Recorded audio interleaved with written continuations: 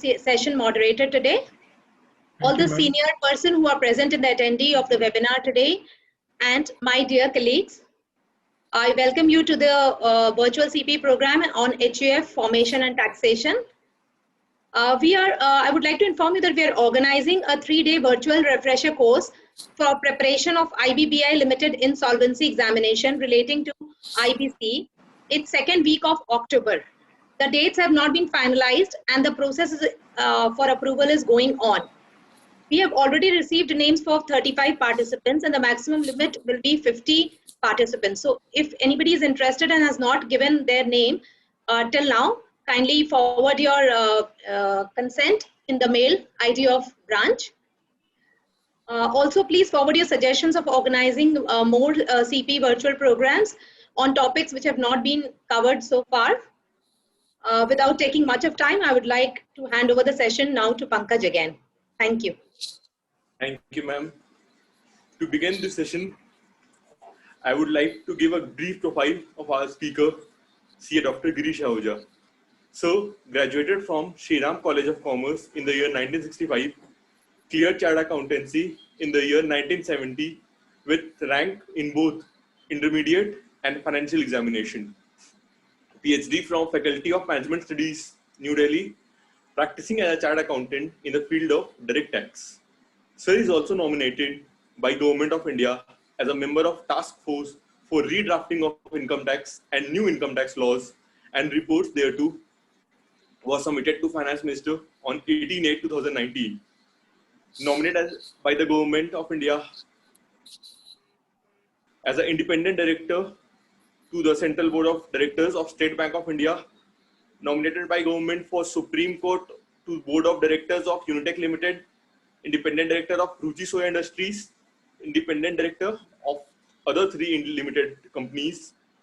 So is also nominated of high-powered committee constituted by Government of India under the chairmanship of Justice A.P. Shah to look into issue of applicability of MAT provisions in case of foreign companies, and also other issues applicable on direct tax provisions which may be referred by government or CBDT from time to time.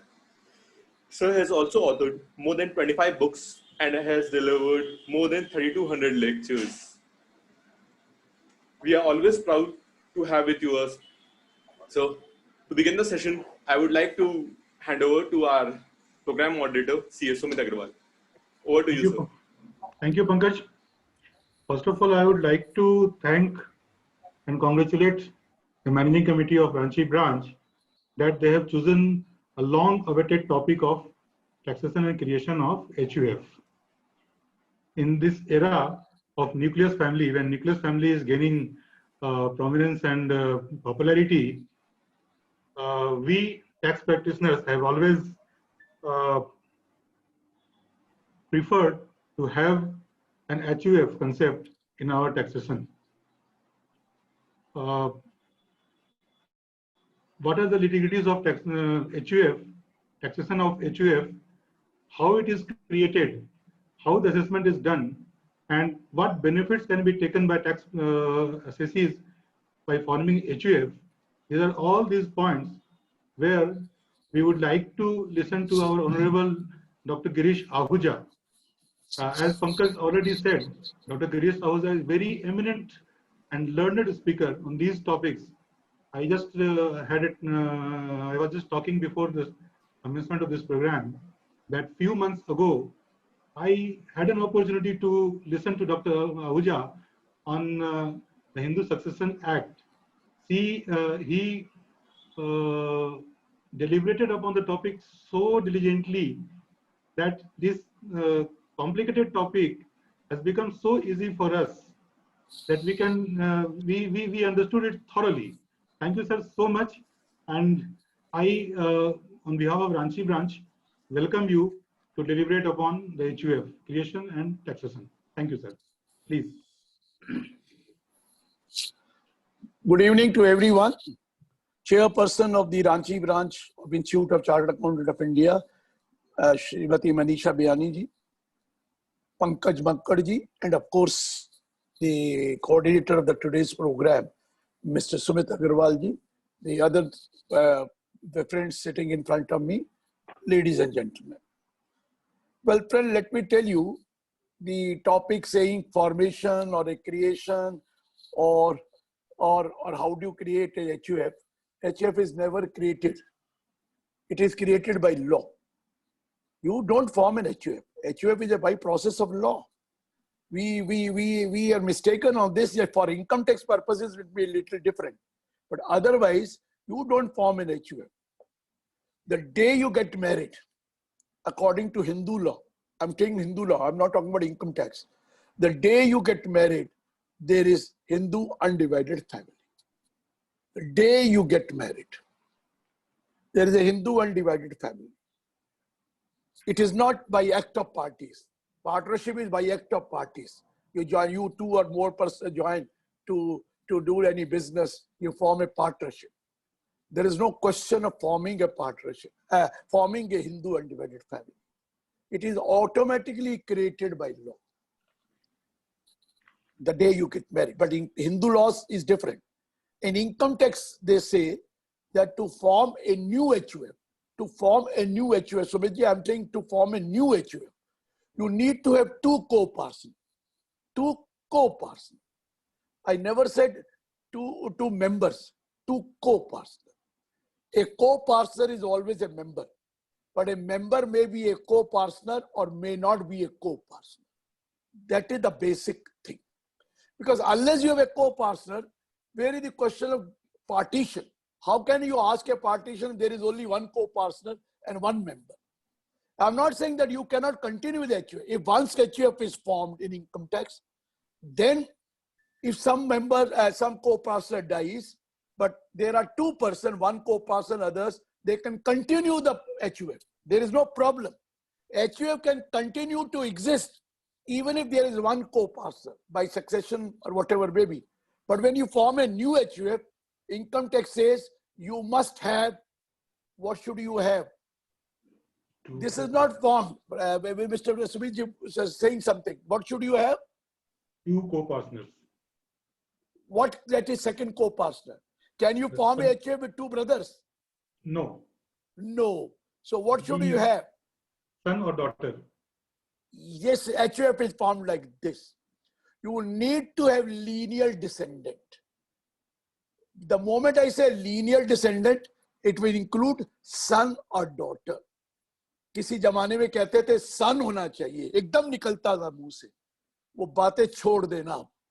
ये कि सन सन सन जो कहते कहते अब थक गए थे, अब ऐसा कोई कॉन्सेप्ट ही नहीं। You need to have a child. You need to have a lineal descendant. Husband and wife को बनती है HUF, लेकिन इनकम टैक्स कहता है मुझे क्या बना लो, घर पे रखो अपनी HUF। हिंदू लॉ में बन गई तो बन गई, मुझे क्या करना है? मेरे पास तो दो चीजें आना तब पता कि HUF है। एक तो कॉर्पस होना चाहिए, मतलब कैपिटल होनी चाहिए। अरे सर आप बिजनेस शुरू करते हो शेयर, अगर पार्टनरशिप का, तो शेयर कैपिटल चाहिए ना चाहिए? पार्टनर्स कैपिटल चाहिए। कंपनी चलाते हो तो शेयर कैपिटल चाहिए। इंडिविजुअल भी बिजनेस करता है तो उसको भी कैपिटल चाहिए। अरे अगर फर्म को कुछ काम करना है तो फर्म के पास भी तो कॉर्पस होना चाहिए, कैपिटल होना चाहिए। कहां से आएगा?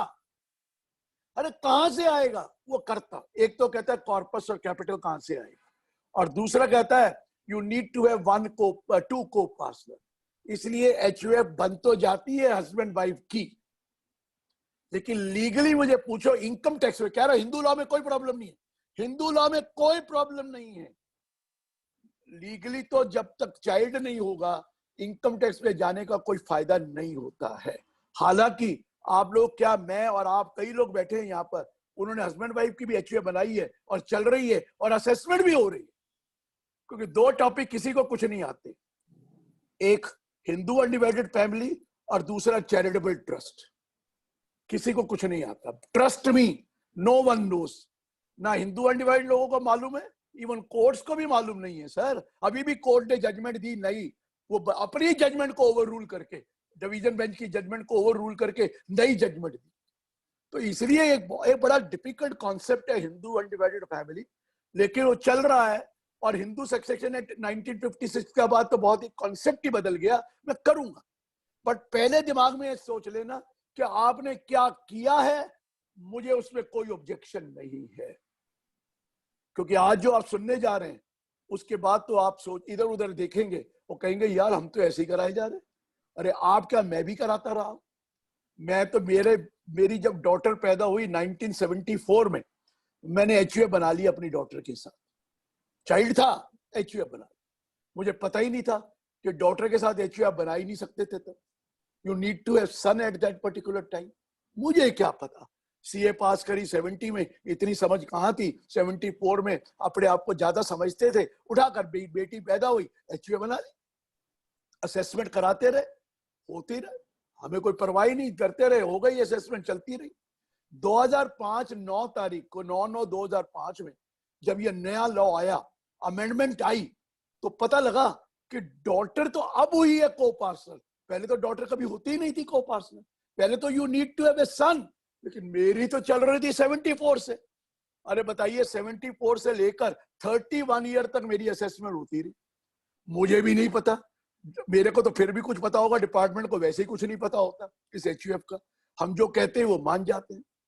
बना दी 2005 में, जब पता लगा कि ये तो मैं गलत बना के बैठा हुआ था, फिर भी मैं चुप रहा, बोला नहीं किसी को। जब 6-7 साल बीत गए तब मैंने शुरू कर दिया, अरे मैंने तो HUF बनाई हुई है 1974 में, क्योंकि पता था अब क्या कर लेंगे, 6 साल से पुराना केस से खोल नहीं सकते। तो उसके बाद 2005 के बाद तो आ ही गया था HUF, तो मैंने फिर लोगों को बताना शुरू किया। नहीं तो मुझे तो खुद नहीं पता था, मैं आपको क्या बताऊं। तो अपनी गलती एडमिट कर लेनी चाहिए कि किसी को कुछ नहीं आता है। आज आप कई बातें सुनेंगे और आपको लगेगा क्या ये बातें कर रहे हैं, हम तो इतनी असेसमेंट करा लाए। अरे आप क्या करा लाए, मैं भी कितनी असेसमेंट करा के लाया और औरों की भी करा दी। Ignorance is no excuse is a bliss. हम कहते हैं ना, इग्नोरेंस ब्लिस होती है। चलता रहा, लेकिन अब ध्यान रखना, अब इग्नोरेंस ज्यादा काम नहीं करेगी। आगे से फेसलेस असेसमेंट के चक्कर आ गए। समझ में आ गया ना मेरा क्या कहना है। अब वो कहते थे देख लेंगे। जब किसी का 143(2) का नोटिस आता था तो वो हमारे पास आता था, हम कहे जा यार ठीक है ना, मैं हूं ना, चिंता मत कर, जा आराम कर। हम उसकी रिस्पॉन्सिबिलिटी ले लेते थे। अब किसी को ये मत कह देना मैं हूं ना, अब तुम नहीं हो, अब बदल गया अब जमाना। इसलिए सोच के चलना कि जरूरी नहीं है कि आप सब कुछ करा लो। वो जमाना था जब हो जाता था, अब तो भूल जाओ। क्लियर हुआ सर? पहले ये बात क्लियर हो गई। तो HUF हिंदू लॉ में, the day you get married it is HUF automatically created by law. आपको कोई जरूरत नहीं। लेकिन अगर HUF बनानी है तो कैसे बनाएंगे? मैंने कहा चाइल्ड होना जरूरी है। आगे से अब जो पुराना हो गया, चाइल्ड होना जरूरी है, सन और डॉटर। अब सेकंड पॉइंट क्या हुआ, बना ली तो क्या हुआ, इनकम टैक्स वाला अपने घर बैठो, मुझे क्या लेना देना। कोई इनकम आएगी तो मैं टैक्स करूंगा ना। जब इनकम नहीं तो मैंने क्या करना। अब तो वेल्थ टैक्स भी नहीं है। पहले तो वेल्थ टैक्स का होता था, भाई चलो वेल्थ टैक्स लगा लूंगा, वेल्थ टैक्स भी नहीं है। तो कब बनाओगे, कब करोगे? वो कहता मुझे नहीं पता है। You need to have corpus. तो सुमित जी कॉर्पस कहां से आएगा, मैंने कॉर्पस कहां से आएगा, कैपिटल कहां से आएगी? किसी ने कहा फादर की डेथ होने के बाद मेरी HUF तैयार है। मैं कहा ये कौन से जमाने की बात कर रहे हो? वो हिंदू सेक्शन है 1956 जब से आ गया है। तो जो भी चीज मिलती है, अगर तो विल है तो बात अलग है। अगर सक्सेशन है without will, without testamentary document, तो वो इंडिविजुअल कैपेसिटी में जाती है लीगल एयर को। They get in individual capacity and not as HUF। ये तो आपको पता ही है। और आपने कहा मैंने लेक्चर सुना, तो लेक्चर में मैंने यही तो बताया कि इंडिविजुअल कैपेसिटी में जाती है। HUF ऑटोमेटिकली नहीं बनती कि फादर मरा और हम लोगों ने HUF बना ली। सबने बनाई, बाप ने बढ़ते ही जो प्रॉपर्टी फादर से आई हमारी HUF तैयार। अरे यार किसी और को बोलना, वो जमाने 56 से बाद बंद हो गए। अब बना ली है तो बना रखो, मुझे उससे क्या लेना देना। लेकिन बनती नहीं है, आपको बता दिया बनती नहीं। आपने बना ली है तो अलग बात है, लेकिन बनती नहीं है। तो कैसे बनेगी, कैसे क्रिएट करेंगे HUF? HUF तो है, बच्चा पैदा होते ही है। अगर शादी होती है, बच्चा पैदा होना तो सेकंड बात है कि इनकम टैक्स में है, तो भी क्या करोगे? पैसे इनकम आएगी तो होगा ना।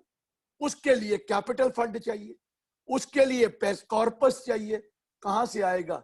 दो ही तरीके हैं सुमित जी एचयूएफ बनाने के, एक है बाय विल, कोई भी विल कर सकता है that after my death such and such property will go to HUF of such and such person।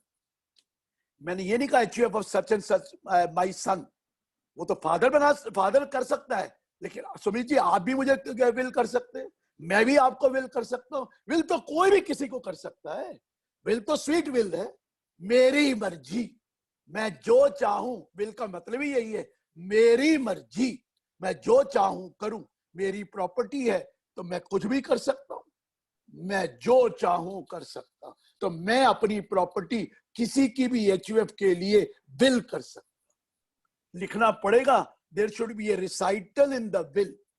Recital समझ गए ना, कि विल में लिखा जाएगा that after my death such and such property will go to HUF of such and such person. अगर father ने लिख दिया it will go to my son, तो ये एचयूएफ नहीं होगी। एचयूएफ तो सन को एचयूएफ नहीं होगी, विल में लिख दिया it will go to my daughter, जी नहीं, it will go to HUF of my son, such and such son. तो आपकी एचयूएफ बन सकती है, लेकिन उसमें लिखना पड़ेगा it will go to HUF by son. बात क्लियर होगी? ये तो विल में लिखा है, लेकिन आपको पता है इसका मतलब है जब तक वो आदमी मरेगा नहीं तब तक मेरी एचयूएफ बनेगी नहीं। को कैपिटल तो तभी आएगा ना जब वो उसकी डेथ होगी, क्योंकि विल तो एग्जीक्यूट तब होती है जब डेथ हो जाएगी। तो तब तक तो इंतजार करना पड़ेगा एचयूएफ बनाने के लिए, फॉर्मेशन के लिए। एचयूएफ तो है, पैसों के लिए तो करना पड़ेगा ना। सुमित जी मैं ठीक कह रहा हूं ना? तो पंकज मैंने कहा पैसों के लिए तो करना पड़ेगा। अरे भैया और तरीका भी है, बड़ा सिंपल तरीका है। सुमित जी 2,51,000 की गिफ्ट ले लीजिए, 2,51,000 की गिफ्ट ले लीजिए। क्योंकि जब आप गिफ्ट लेंगे तो अपने मेंबर से मत लीजिए, मेंबर से लेंगे तो हो सकती है ऐसी कोई प्रॉब्लम नहीं है, लेकिन 64(2) लग जाता है। अगर आप मेंबर से गिफ्ट ले ले तो किसी भी अमाउंट की ले ले, करोड़ रुपया भी ले ले, लेकिन क्या होगा 64(2), हालांकि 56(2)(10) नहीं लगेगा। 56(2)(10) में लिखा है मेंबर से लेना एचयूएफ अलाउड है, लेकिन वो 56(2)(10) नहीं लगेगा, लेकिन 64(2) लग जाएगा। Where a self-acquired asset is converted into HUF asset or transferred to HUF without an adequate consideration, then the income from that asset shall be clubbed in the hands of the transferor। तो क्या फायदा हुआ? आपने तो gift कर दी और gift member से ले ली, HUF तो बन गई, लेकिन इनकम तो क्लब होगी। लेकिन सुमित जी हम तो तब भी बनवा देते हैं। आप कहेंगे कैसे बनवा देते हो सर? अरे हमने 1 करोड़ रुपया दे दिया HUF को, आप कहेंगे क्लबिंग होगी।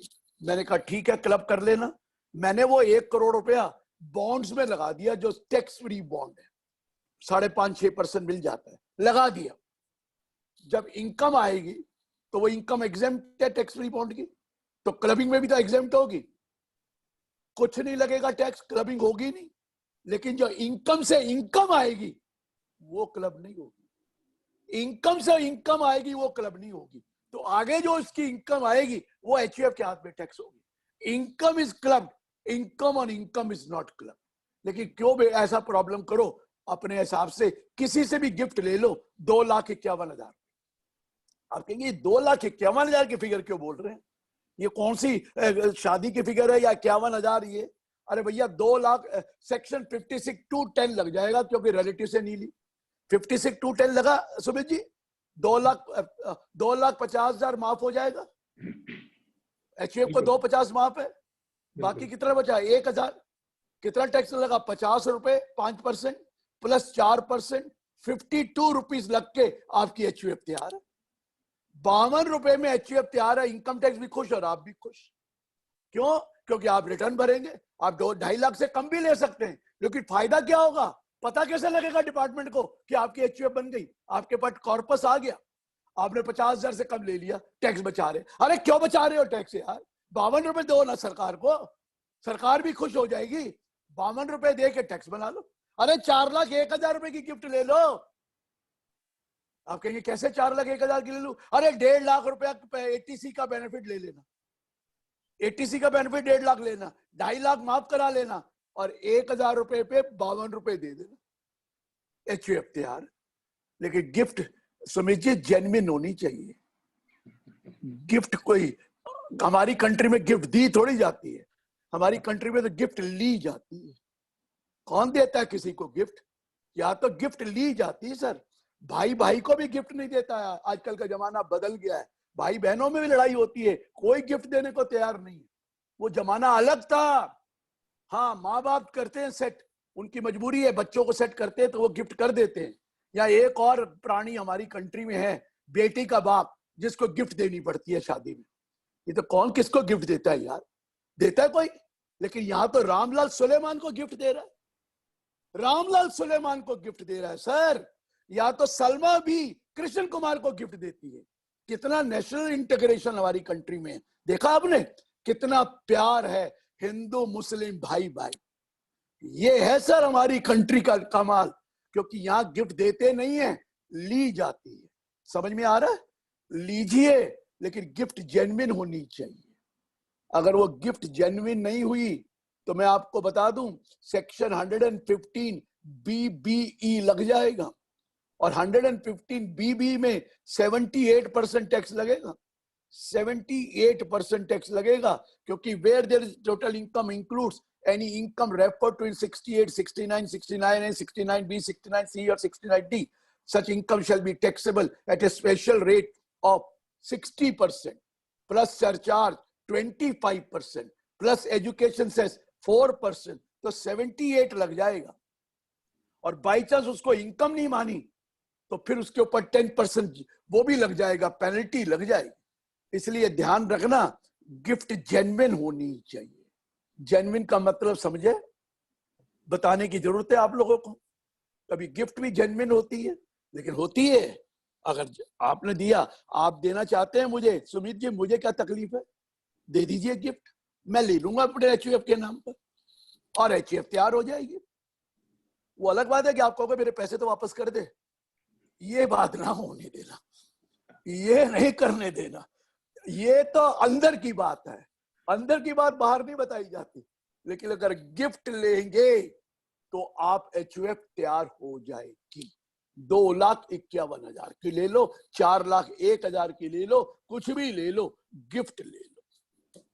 और जब तक आप गिफ्ट दोबारा भी ले सकते हो अगले साल, जब तक आपका अच्छा कैपिटल ना बन जाए तो आप गिफ्ट ले लो, कौन मना करता है। लेकिन मेंबर से गिफ्ट लेना, मैंने पहले बोल दिया, HUF तो बनती है लेकिन 64(2) लग जाता है, तो अच्छा नहीं रहता है। मेंबर से मत लेना, हालांकि लीगली अलाउड है, लेकिन मेंबर से गिफ्ट लेकर हमारे को क्लबिंग का रगड़ा हमेशा रहता है, और हम चाहते नहीं है कि क्लबिंग का कोई चीज भी हमारे सामने आए। तो इसलिए वो छोड़ दीजिए, अदरवाइज तो गिफ्ट लेना कोई मना नहीं, कोई मना नहीं है गिफ्ट लेना, आप जरूर लीजिए गिफ्ट, आपको अलाउड है। ये क्लियर हो गया सर? तो मैं आगे बढ़ूं? ये क्लियर हो गया? गिफ्ट ले सकते हैं और HUF बन जाती है, लेकिन मेरा कहना मान लेना, HUF ऐसे बनाना, मतलब चाइल्ड होना जरूरी है। पहले अगर बना रखी है तो किसी को बताने की जरूरत नहीं है, लेकिन चाइल्ड होना जरूरी है। अगर करवा रहे हैं असेसमेंट तो करने दीजिए ना, क्योंकि उसके बाद दोबारा जरूरी नहीं है। लेकिन एक चीज बता देना, जब HUF बनती है तो फादर चाइल्ड में बनी, तो ये नहीं हो सकता फादर के 2 बच्चे हुए तो फादर एक बच्चे का साथ अलग बना ले और फादर दूसरे बच्चे के साथ अलग बना ले, ऐसा कोई लॉ नहीं है। HUF फादर की एक ही होती है। मेरी अगर HUF बनेगी तो मेरा एक बेटा है, मेरे ये 2 बेटे हैं, मेरे 3 बच्चे हैं, मेरे 4 बच्चे हैं, जितने भी बच्चे पैदा होंगे बाई बर्थ वो मेरी HUF के को पार्टनर बन जाएंगे, बाई बर्थ। मैं उनको रोक नहीं सकता, ये नहीं कह सकता ना भैया तू तो कपूत है, तू तेरे को नहीं लूंगा, ये तो रूल ही नहीं है HUF में। बाई बर्थ, सपूत हो या कपूत हो, मैं बेटियों के बारे में सपूत और कपूत की बातें नहीं करता, लेकिन बेटियों के बारे में तो ये कहावतें हैं, मैं क्या कर सकता हूँ। बेटियां नहीं होती है नॉर्मली, लेकिन बेटे तो कुछ भी हो सकते हैं। आजकल का मैं कुछ बोलूंगा नहीं, कोई मुझे कह देगा क्या बातें कर रहे सर, हम तो बड़े शरीफ हैं। अरे कैसे कहते हो आप शरीफ हैं? मुझे सुमित जी एक आदमी बता दो, हम सैंडविच सोसाइटी हो आप कहेंगे क्या आप अपने माँ बाप से भी डरते हो? और अपने बच्चों से भी डरते हैं। मैं ठीक कह रहा हूं? बिल्कुल। मुझे एक आदमी बता दे यहां बैठा हुआ जो कहेगा मैं अपने बच्चों से नहीं डरता। झूठ बोलता है वो, ये कहेगा तो वो कह ही नहीं सकता कि मैं अपने बच्चों से नहीं डरता। सर जमाना ही बदल गया है सर। हम तो अपने माँ बाप से भी डरते थे, अपने बच्चों से भी डरते। ये क्या जमाना आ गया है। हमारे जमाने में 8-8 10-10 बच्चे होते थे, 5 6 7 8 9 10, कोई परवाह ही नहीं करता था हमारी, अपने आप ही पल गए। अब तो बच्चे 2 या 1 ही है और उनको भी पता है हम 2 या 1 ही हैं। डराते हैं हमें। अरे एक्सप्लॉइट करते हैं सर, एक्सप्लॉइट, सेंटिमेंटली एक्सप्लॉइट करते हैं और हम खुश होकर एक्सप्लॉइट हो रहे हैं। हमें पता है कि हमारा बेवकूफ बना रहा है ये मेरा बच्चा, फिर भी हम कह रहे हैं कोई बात नहीं, हम हर चीज उसको दे रहे हैं। कमाल है सर। हमारे जमाने में तो हम अपने आप ही सीए कर गए। मैं कॉलेज में एडमिशन लेने गया था, किसी को पता ही नहीं था बीकॉम होती क्या उस वक्त। वो तो नंबर नहीं आए थे साइंस में मेरे इतने, तो मेरे को बीकॉम में जाना पड़ गया।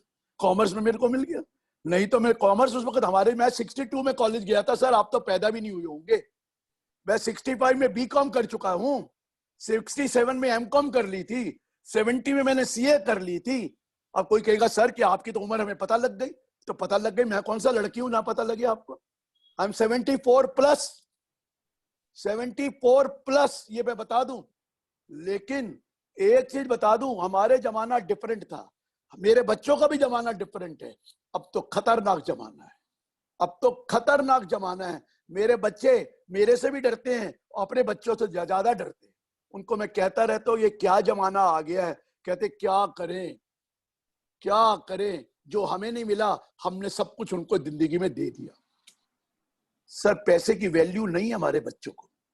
हमारे बच्चों का, मेरा मतलब ग्रैंड चिल्ड्रन को, मैं अपने बात नहीं कर रहा, हमारे बच्चों को, मेरे बच्चों को तो फिर भी थी, क्योंकि अब उनकी उम्र ही, मेरा बड़ी बेटी आज 46 साल की हो गई है, तो उसका क्या कहूं। मैं उनकी बात नहीं कर रहा, लेकिन 46 साल वालों के बच्चों से पूछो, वो कहते हैं हम तो बच्चों से बहुत डरते हैं। क्या है यार, माँ बाप अपने बच्चों से डर रहे हैं और बच्चे अपने माँ बाप को सेंटिमेंटली एक्सप्लॉइट कर रहे हैं। लेकिन एक चीज बता दी, बच्चा पैदा होते ही अगर आपकी एचयूएफ है तो उसका लीगल राइट है, आप उसको बाहर नहीं कर सकते। आपने एक चाइल्ड के साथ एचयूएफ बनाई, दूसरा बच्चा पैदा हो गया, तीसरा बच्चा पैदा हो गया, मैं अब बेटा नहीं कहूंगा, चाइल्ड पैदा हो गया, वो ऑटोमेटिकली आपकी एचयूएफ का को पार्टनर है। आप उसको ये नहीं कह सकते कि मैंने इसको नहीं रखा, वो को पार्टनर है। और सुनिए, ग्रैंड चाइल्ड जो पैदा हुआ वो भी को पार्टनर है, ग्रेट ग्रैंड चाइल्ड जो पैदा हुआ वो भी को पार्टनर है। अभी थोड़ी देर में बताऊंगा। मेरे एचयूएफ में मेरे बच्चे को पार्टनर है, मेरे बच्चों के बच्चे को पार्टनर है, मेरे बच्चों के बच्चों के बच्चे को पार्टनर है। 4 जनरेशन को पार्टनर होती है बाय बर्थ, 4 जनरेशन। सुन रहे हैं सर सभी जी, 4 जनरेशन। 5वीं जनरेशन मेंबर है लेकिन को पार्टनर नहीं। आप कहेंगे क्या फर्क है sir? Member cannot ask for partition, but a को partner can any time ask for partition. मैं अपने दादा की प्रॉपर्टी का पार्टीशन करा सकता हूं, मैं अपनी परदादा की प्रॉपर्टी का पार्टीशन करा सकता हूं अगर मैंने अपना डिमांड कर ली तो। ए को partner can ask for partition, A member can not ask for partition. तो जो 5th जनरेशन मैंने बोली ना, वो मेंबर है, को पार्टनर नहीं। मेरी बीबी भी मेरी एचयूएफ में मेंबर है लेकिन को पार्टनर नहीं। मेरी अगर एचयूएफ है, मेरी बीबी उसमें है, लेकिन वो पार्टीशन नहीं करा सकती।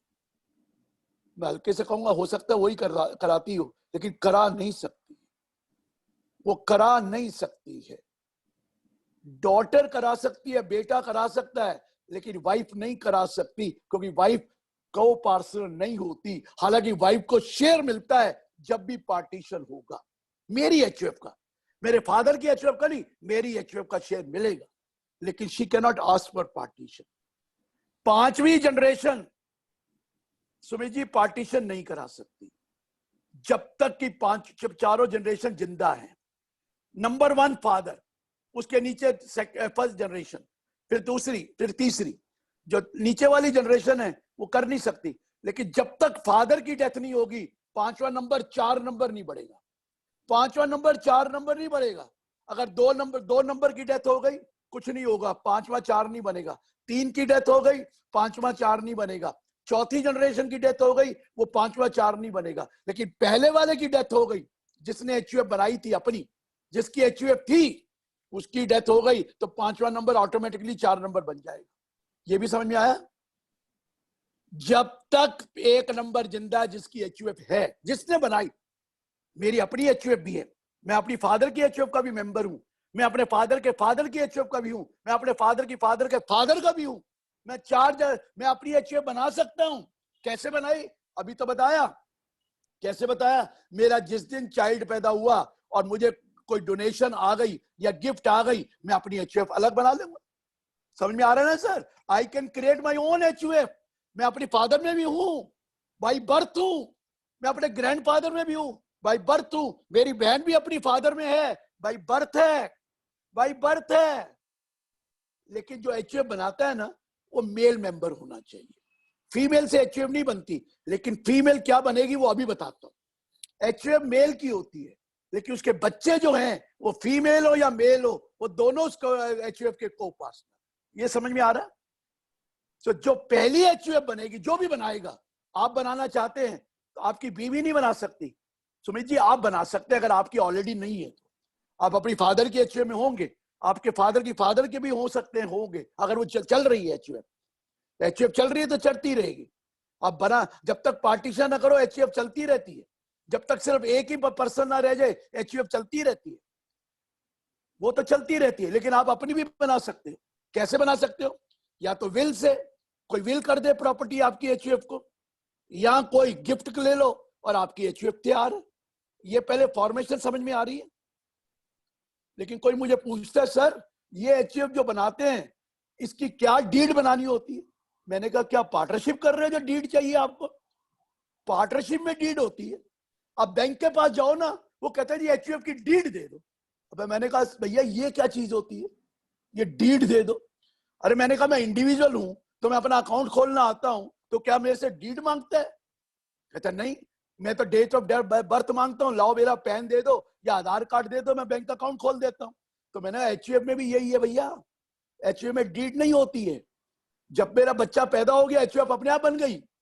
कहता नहीं फिर कैसे, हमें कैसे पता लगेगा? मैं क्या, मैं लिख के दे देता हूं कि ये एचयूएफ है, ये मेरे को पार्टनर है और ये मेंबर है। बस एक कागज या एक मेमोरेंडम बना के दे दो उसको। लेकिन कोई डीड वीड नहीं होती है। अकाउंट खोलना है तो डीड थोड़ी होती है।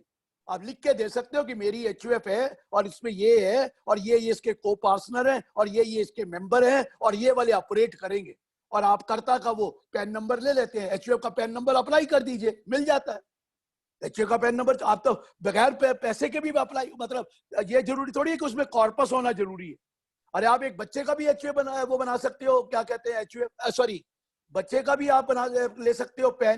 तो एचयूएफ का पैन ले लो, पैन लेके अपना अकाउंट खोल लो। लेकिन कौन रोकता है? कोई नहीं रोकता एचयूएफ बनाने में। लेकिन एचयूएफ आप बना सकते हैं, जब मर्जी बनाइए एचयूएफ बन जाती है। ये बात पहले समझ में आ गई कि एचयूएफ कैसे बननी, अकाउंट कैसे खुलना है, पैन नंबर कैसे अप्लाई करना है। जैसे साथियों का करते हो वैसे कर दो, एक एफिडेविट दे दो अगर आपको देना है तो, कि ये एफिडेविट है, ये मेरा, ये मैं करता हूं, ये मेरे मेंबर है, ये मेरे वो है, और उसको एफिडेविट दे के एचयूएफ तैयार हो जाती है। क्लियर हुआ सर? एचयूएफ बन जाएगी, पैन नंबर ले लोगे और मैं बताऊंगा अच्छा तो यही करना, बच्चा पैदा हो उस दिन करना। लेकिन वैसे हस्बैंड वाइफ में भी एचयूएफ होती है, कोई मना नहीं करता है। लेकिन क्यों कंसेप्ट इनकम टैक्स में लड़ाई करने का करते हो? आपस में दिक्कत क्या है? नहीं चल रहा है तो चलते रहिए, नहीं तो बच्चा पैदा होने के बाद एचयूएफ कर दें तो ज्यादा अच्छा रहेगा। कोई सवाल है अभी तक तो मैं बोलूं, नहीं तो आगे चलूं? नहीं सर, कुछ क्वेश्चंस हैं 3-4। हाँ ले लीजिए साथ साथ, अच्छा रहेगा। एक मिस्टर वसुधा छावछरिया ने लिखा है, can HUF give gifts to its members? ये तो क्वेश्चन आगे आना है। ठीक है, एचयूएफ गिफ्ट ले सकती है, दे नहीं सकती। राइट। आप समझेंगे क्यों? सुन लीजिए, हमारे इनकम टैक्स एक्ट में 31 दिसंबर 1978 के बाद पार्शियल पार्टीशन अलाउड नहीं है। 31 दिसंबर 1978 कंप्लीट पार्टीशन अलाउड है। अगर आप अपनी एक्यूमुलेटेड वेल्थ को गिफ्ट करेंगे एचयूएफ की, तो वो पार्शियल पार्टीशन माना जाएगा और पार्शियल पार्टीशन अलाउड नहीं है। HUF can not make a gift, HUF can take a gift. हाँ, कोई रिलीजियस पर्पस के लिए, कोई पाइस पर्पस के लिए आपने गिफ्ट करी तो करते सकते हैं, लेकिन करता ये नहीं कह सकता कि मैंने ये गिफ्ट कर दी। अरे बाकियों का हक पूरा है, पैदा होते ही। वो मालिक नहीं है, बाप जिसने एचयूए बनाई वो मालिक नहीं है, वो भी वन ऑफ द को पार्टनर्स है। अगर मैंने एक एचयूए बना ली, सुमित जी आपने एचयूए बनाई, गिफ्ट लेके बना ली, बिल करके बनवा ली, तो आप एक आदमी हैं, आपका बच्चा का पूरा हक है पैदा होते ही, और दूसरा बच्चा पैदा है तो उसका भी हक है, तीसरा पैदा तो उसका भी है, और बच्चे का बच्चा हो गया तो उसका भी है। तो इसलिए ये मत समझना मेरी एचयूएफ, ये मेरी कुछ नहीं होती। आप हो सकते हैं करता हो, करता ही होता है, लेकिन करता कुछ कर नहीं सकता है गलत काम, क्योंकि उसमें तो दूसरों का हक भी है। करता कभी नहीं कुछ कर सकता, तो इसलिए गिफ्ट अलाउड नहीं है, ये पहले बता दो। सर कुछ मेंबर्स इसमें कुछ पार्शियल विड्रॉल कर सकते हैं अपने शेयर का? मैं बताऊंगा बाद में। ठीक है सर। एचयूएफ का पार्शियल विड्रॉल नहीं होता, करंट इनकम का विड्रॉल होता है। कैसे विड्रॉल होगा वो बताऊंगा। जो आपकी करंट इनकम है उसको आप पहले टैक्स दे दीजिए और बाकी आपस में बांट सकते हैं। किस रेशो में बांटनी पड़ेगी ये मैं बाद में बताऊंगा। क्लियर है? Yes sir. नेक्स्ट क्वेश्चन है, is daughter in law part of HUF? She is a member but not a को पार्टनर। उसको कुछ मिलता नहीं है, ऐसे ही मेंबर बन गई। जो हम अपना पैसा खर्च करते हैं एचयूएफ के ऊपर, वो उसका एंजॉय कर सकती है, लेकिन ना तो कोई पार्टीशन करवा सकती है, ना ही उसको कोई शेयर मिलता है ना। अरे बीवी नहीं करा सकती, बहू क्या करेगी? बीवी भी पार्टीशन नहीं करा सकती। बेटा करा सकता है, बीवी नहीं करा सकती। पोता करा सकता है, पोती करा सकती है, नाता करा सकता है, नाती करा, लेकिन बीवी भी नहीं करा सकती। आप क्या समझ रहे हैं? लेकिन बेटी करा सकती है, ये है। तो वो भूल जाइए कि नहीं सर। आगे चलिए। नेक्स्ट क्वेश्चन है, what is the share of wife in HUF at the time of partition? वो करेंगे बाद में, जब पार्टीशन में आएंगे। ये सारे सवाल प्री आ गए। मैं तो अभी देखिए, पैदा हुए नहीं है, सिर उड़ाते ही ओले पड़ गए। अभी तो एचयूएफ बना रहा हूं मैं यार, अभी से ही पार्टीशन करने लग गए। क्या यार, कुछ देर तो इंतजार कर लो। हद है, अभी शुरू नहीं करी एचयूएफ, पार्टीशन हो गया पार्टीशन। तो बनाओ ही मत यार, अगर शुरू में ही पार्टीशन कर लेना है तो। इतना मत सो, इतने इम्पेशेंट मत हो, बाद में बताऊंगा। चलिए। What happens to the status of HUF? ठीक है, ये क्वेश्चन भी बाद में आएगा।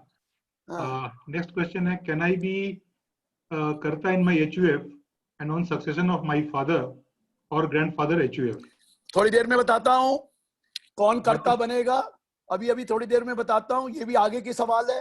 ये जितने भी सवाल फॉर्मेशन के नहीं पूछ रहे, फॉर्मेशन के पूछो, बाकी तो अभी शुरू हुआ है यार, अभी तो शुरू हुआ है। सर जब HUF के लिए पैन का अप्लाई करते हैं, हाँ जी, हाँ, उस समय में डेट ऑफ फॉर्मेशन क्या लिखना चाहिए? The date on which the first child. आपकी चॉइस है। अगर आप अपनी वाइफ के साथ करना चाहते हैं तो वो कर सकते हैं। बेटर तरीका है बच्चा पैदा हो उस दिन का दे दो डेट, वो बेटर रहेगा। लेकिन कोई कुछ कहता थोड़ी है, जब तक इनकम नहीं है तब तक क्या फर्क पड़ेगा यार? क्या फर्क पड़ेगा? कुछ नहीं है। लेकिन बच्चा पैदा, आप बेटर तो यही है जो मैं कहूंगा कि आप उससे बच्चा पैदा होने के बाद करें। हाँ जी,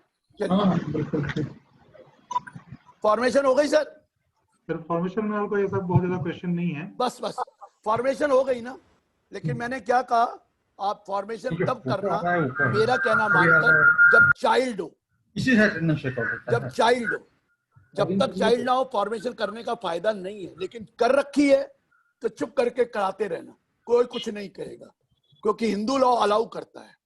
हिंदू लॉ अलाउ करता है जिस day you get married in joint Hindu family. Clear हो गया? Pankaj please mute everybody. Court case also mute नहीं है हस्बैंड एंड वाइफ, ये है ये सर। जैसे मेरे को भी म्यूट कर दिया इन्होंने तो। हाँ जी, अब मैं हो गया ठीक। हाँ हाँ सर, हाँ, बोलिए, कोई क्वेश्चन आ रहा था? और मैं बोल रही थी कि एक सुप्रीम कोर्ट का केस भी है जिसमें ना हस्बैंड एंड वाइफ भी बना सकते हैं एचयूएफ, और उसमें जीता है उसने। मैंने ये बताया जितने भी केसेस है ना वो हिंदू लॉ के हिसाब से है, इनकम टैक्स के हिसाब से नहीं है। मैंने तो बताया हिंदू लॉ में तो अलाउड है, मैंने तो आपको इमीडिएटली कह दिया हिंदू लॉ में अलाउड है, लेकिन इनकम टैक्स लॉ में वो कहते हैं 2 को पार्सन होने तो जरूरी है। तो आप वो इसलिए मैं कह रहा हूं मुझे कोई ऑब्जेक्शन नहीं है, हस्बैंड वाइफ बना सकते हैं, क्योंकि वो कहते हैं there will be would be child, बच्चा पैदा होने की पूरी आशंका है, पॉसिबिलिटी है, या अडॉप्ट भी तो कर सकते हैं बच्चे को, लीगल अडॉप्शन, तो वो चीजें अलग हैं। लेकिन बेटर यही है to avoid any dispute child के बाद बनाए, लेकिन मना नहीं है, मैंने बार बार बोल दिया, ठीक है जी। सर एक क्वेश्चन और है, मिस्टर सुमित कुमार लिखते हैं, during articleship I have seen that mister A has 2 sons, mister B and mister C, and they have formed HUF, Mr. A HUF. Second, Mr. B, Mr. A. Sir ये जमाने चले गए during article. ओ हाँ, article तो मेरे भी तो article थे, मुझे नहीं आता था तो आर्टिकल को क्या आना है, मुझे नहीं आता था, अपनी बेटी के साथ बनाई। वो जब बेकार की बातें करते हैं, अरे कुछ नहीं है, ये स्मॉलर HUF बनती थी जब पार्टीशन अलाउड था, पार्टीशन अब अलाउड नहीं है, पार्शियल पार्टीशन में स्मॉलर HUF बना लेते थे, लेकिन अब स्मॉलर HUF भी नहीं बनती है। अगर आपके मेरी HUF है ना, तो जब भी पार्टीशन होगा, कंप्लीट पार्टीशन होगा अमंग्स ऑल द मेंबर्स, वो HUF खत्म हो जाएगी, वो HUF रहेगी नहीं। मैं अपनी HUF अलग बना सकता हूं, लेकिन यहां से नहीं बना सकता पार्टीशन के बाद। पार्टीशन के बाद HUF नहीं बनती, क्योंकि पार्टीशन कंप्लीट होना है, पर कैपिटा पर स्ट्राइप। ये मैं बताऊंगा, अभी तो शुरू किया है, पार्टीशन कराऊंगा, चिंता मत। अभी तो लोगों को मारूंगा भी कि एक मेंबर मर गया तो क्या होगा, दूसरा मर गया तो क्या होगा, अगर पार्टीशन हो तो कैसे होगी, ये तो अभी शुरू करा है, पहले ये तो सुन लीजिए। क्लियर है? फॉर्मेशन में सर एक लास्ट क्वेश्चन मैं ले रहा हूँ। हाँ बोलिए। Can a window form HUF? मैंने कहा लेडी HUF नहीं बनाती, लेकिन एडी कंटिन्यू कर सकती है, मैं बाद में बताता हूँ किस तरह। बेटी अगर है तो को पार्टनर है, तो बाप की HUF को कंटिन्यू कर सकती है, वो कर्ता बन सकती है, अभी बताऊंगा ना वो तो मैं। लेकिन मेल मेंबर HUF बनता है, फीमेल से HUF नहीं बनती है।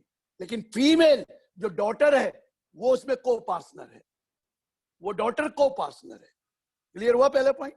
बनेगी मेल से, क्योंकि फीमेल तो दूसरे घर चली जाती है, फीमेल तो नॉर्मली दूसरे घर चली जाती है ना, वो अपनी हस्बैंड की HUF की भी मेंबर हो जाती है और अपने फादर की HUF की को पार्टनर बनती है। ये राइट तो अभी आया है ना, अभी बताता हूं तुम्हें। क्लियर है सर? आई थिंक अब फॉर्मेशन में कोई क्वेश्चन नहीं है, हम लोग आगे हम फॉर्मेशन में इतना ही चाहते थे, अब आगे बढ़ते हैं सर, आगे बढ़ते हैं। हम क्या कहने जा रहा हूं, HUF बना ली, क्यों बनाई सर? फायदा लेने के लिए। क्या फायदा है? सेपरेट एसएससी है, एक सेपरेट एसएससी आपने क्रिएट कर लिया HUF में, और सेपरेट एसएससी क्रिएट कर आपको मालूम है वही रेट ऑफ टैक्स है जो इंडिविजुअल लेस देन 60 ईयर का होता है। क्या? First 2,50,000 exempt, next 2,50,000 5%, next 5 lakh 20%, about 10 lakh 30%। ये पुरानी स्कीम में। अगर न्यू रिजीम में जाएंगे तो आपको पता है फर्स्ट 2,50,000 नील, next 2,50,000 5%, next 2,50,000 10%, next 2,50,000 15%, next 2,50,000 20%, next 2,50,000 25%, above 15 lakh 30%। लेकिन नई रिजीम में आपको पता है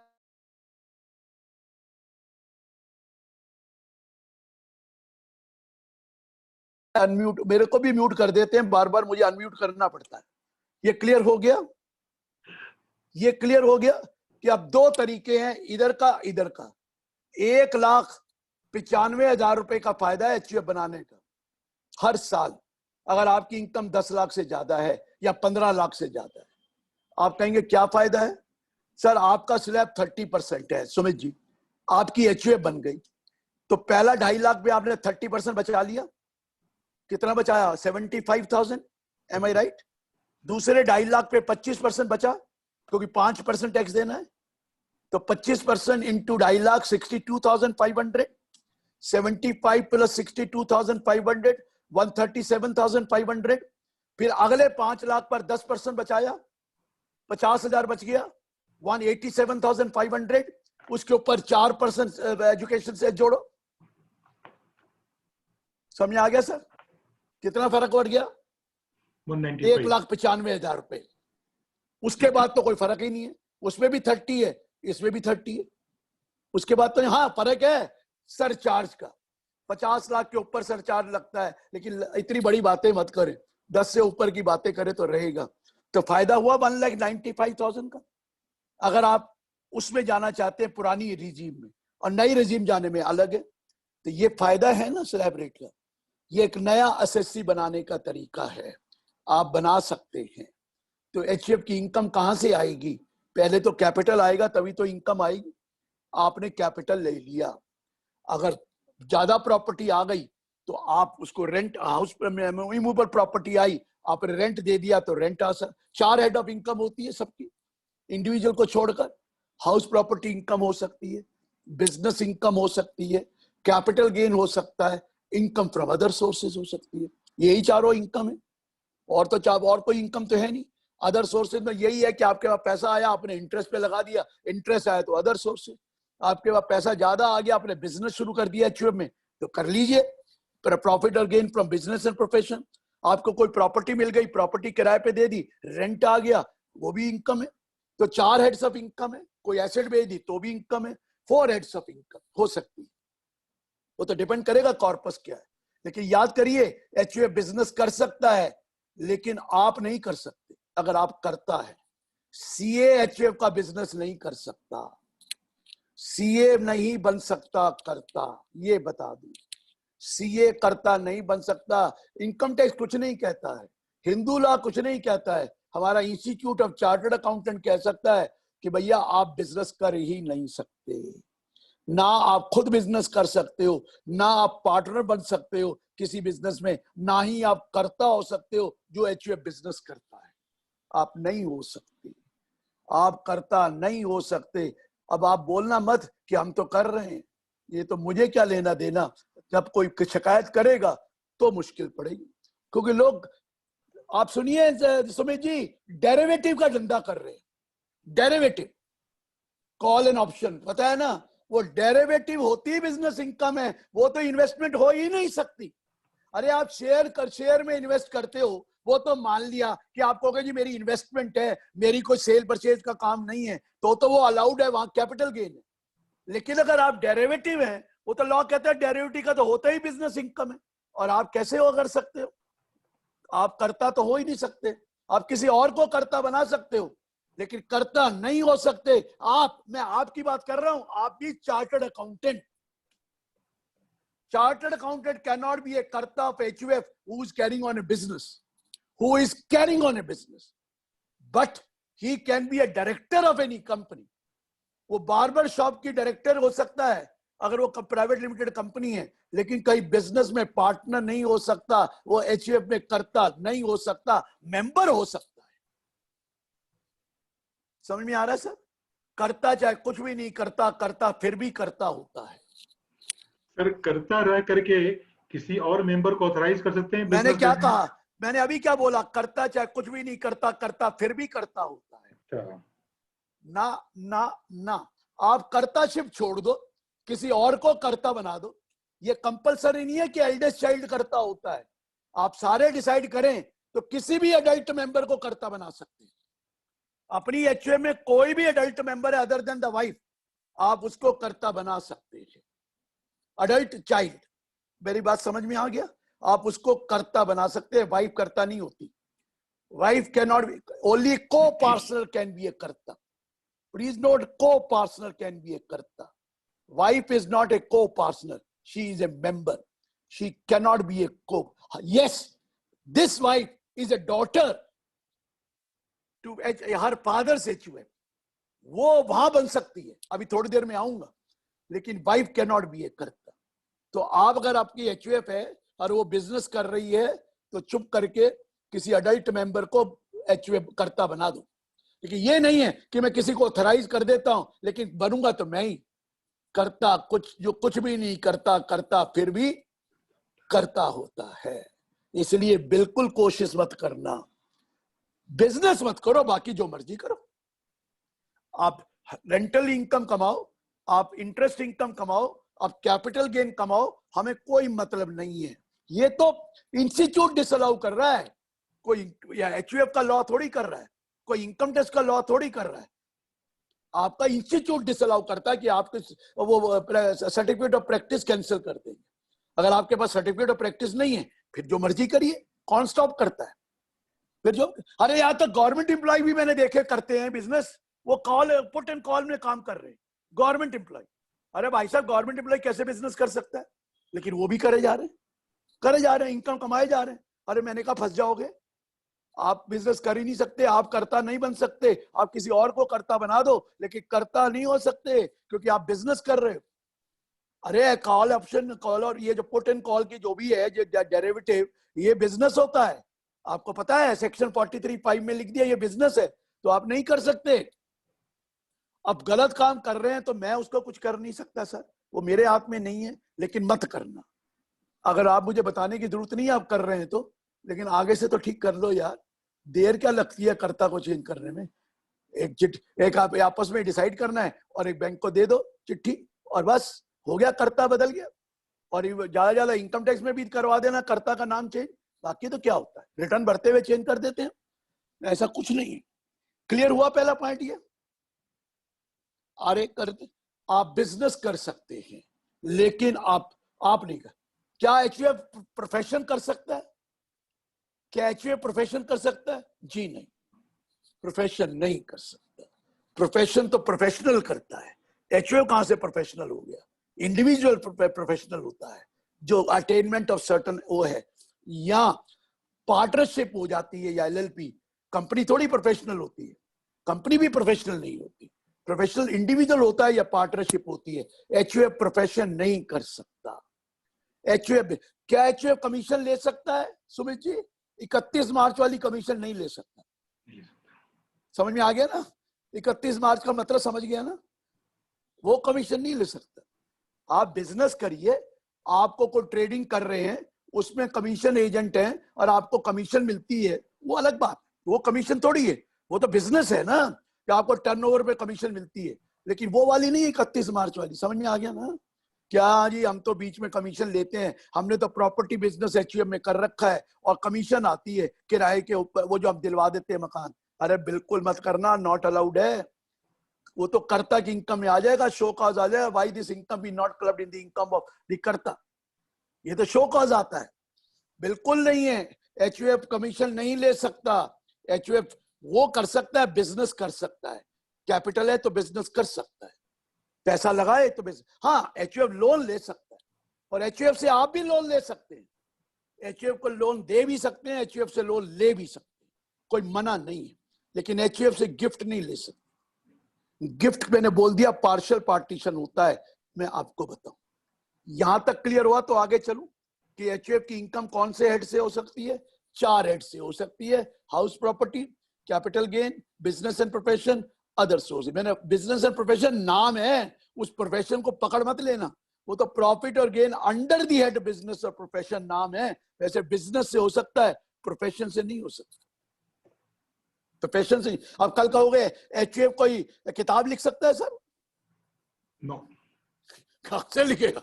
वो तो कर्ता लिखेगा या कोई मेंबर लिखेगा, तो प्रोफेशन नहीं कर सकता। एचयूएफ बिजनेस कर सकता है। क्लियर हुआ? और आप बिजनेस कर। अब आइए एचयूएफ में अब मैंने कहा डॉटर, अब जरा सुनिए 9/9/2005 को क्या चेंज आई है हिंदू सक्सेशन एक्ट 1956 में। हिंदू सक्सेशन एक्ट 1956 9/9/2005 ये डेट है, और 9/9/2005 को अमेंडमेंट हुई थी।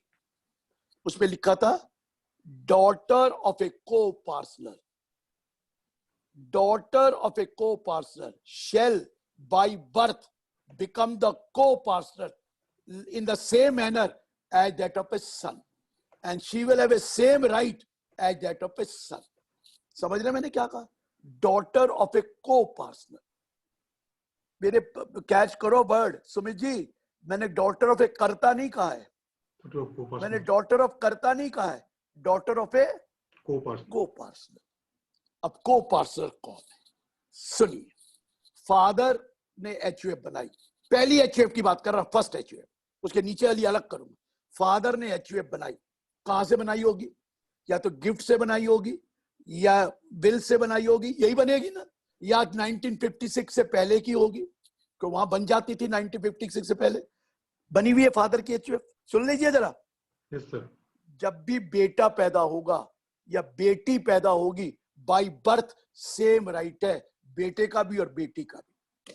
पहले सिर्फ बेटे का होता था, बेटी का नहीं होता था। पहले अनमैरिड डॉटर मेंबर होती थी लेकिन को पार्सनर नहीं होती थी। अब डॉटर मैरिड हो या अनमैरिड हो कोई फर्क नहीं पड़ता। She has a same right as that of his son and she become the member, she has a right in the co-parsonage property. She has a right in the co-parsonage property of her father. Co-parsonage property में उसका पूरा हक है। समझ में आ रहा है? She becomes a co-parsoner. So बेटा हो या बेटी हो कोई फर्क नहीं पड़ता, दोनों को वही राइट है, सन या डॉटर। पहला समझ में आ गया। 9/9/2005 के बाद किसी ने पूछा कि पहले जजमेंट आई थी फूलपति, प्रकाश वर्सेस फूलपति सुप्रीम कोर्ट की, तो वो जजमेंट में पता क्या सुप्रीम कोर्ट की आया था सुमित जी, कि 9/9/2005 में ये कंडीशन सेटिस्फाई होनी चाहिए कि फादर अलाइव होना चाहिए। जिसकी एचयूएफ है वो कर्ता अलाइव होना चाहिए, फादर अलाइव। और बेटी 9/9/2005 से पहले की है या 9/9/2005 के बाद की है उसको शेयर मिलेगा, लेकिन 9/9/2005 में फादर अलाइव होना चाहिए। और बेटी शादी है ना मैरिड है कोई फर्क नहीं पड़ता। लीजिए, वो जजमेंट भी ओवर रूल कर दी सुप्रीम कोर्ट ने। अब एक और जजमेंट आ गई, विनीता शर्मा वर्सेस राकेश शर्मा, और अरुण मिश्रा जी ने डाली है। और क्या जजमेंट दी है, जो मैं बोला करता था वही नाम बोल दिया। सुमित जी, आपने सुना होगा मेरे लेक्चर में, son is a son till he gets wife, a daughter remains daughter throughout her life. ये बोला था मैंने सर कि जो बेटा है ना तभी तक बेटा है जब तक बीवी नहीं आई उसकी।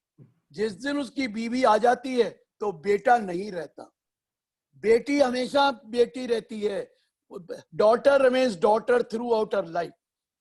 बेटी चाहे 50 की हो जाए, 60 की हो जाए, 70 की हो जाए, शादीशुदा हो, बच्चों वाली हो, ग्रैंड चिल्ड्रन वाली हो, लेकिन अपना माँ बाप का ख्याल रखती है और बाप का ज्यादा रखती है।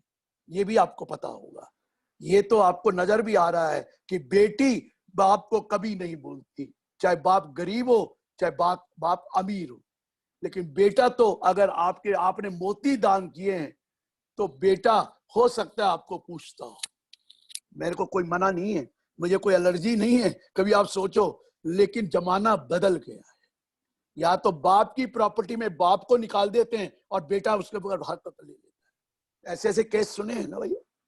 तो मैंने ये कहा, बेटा जब तक बीवी नहीं आई तब तक बेटा तो बहुत अच्छा लगता है।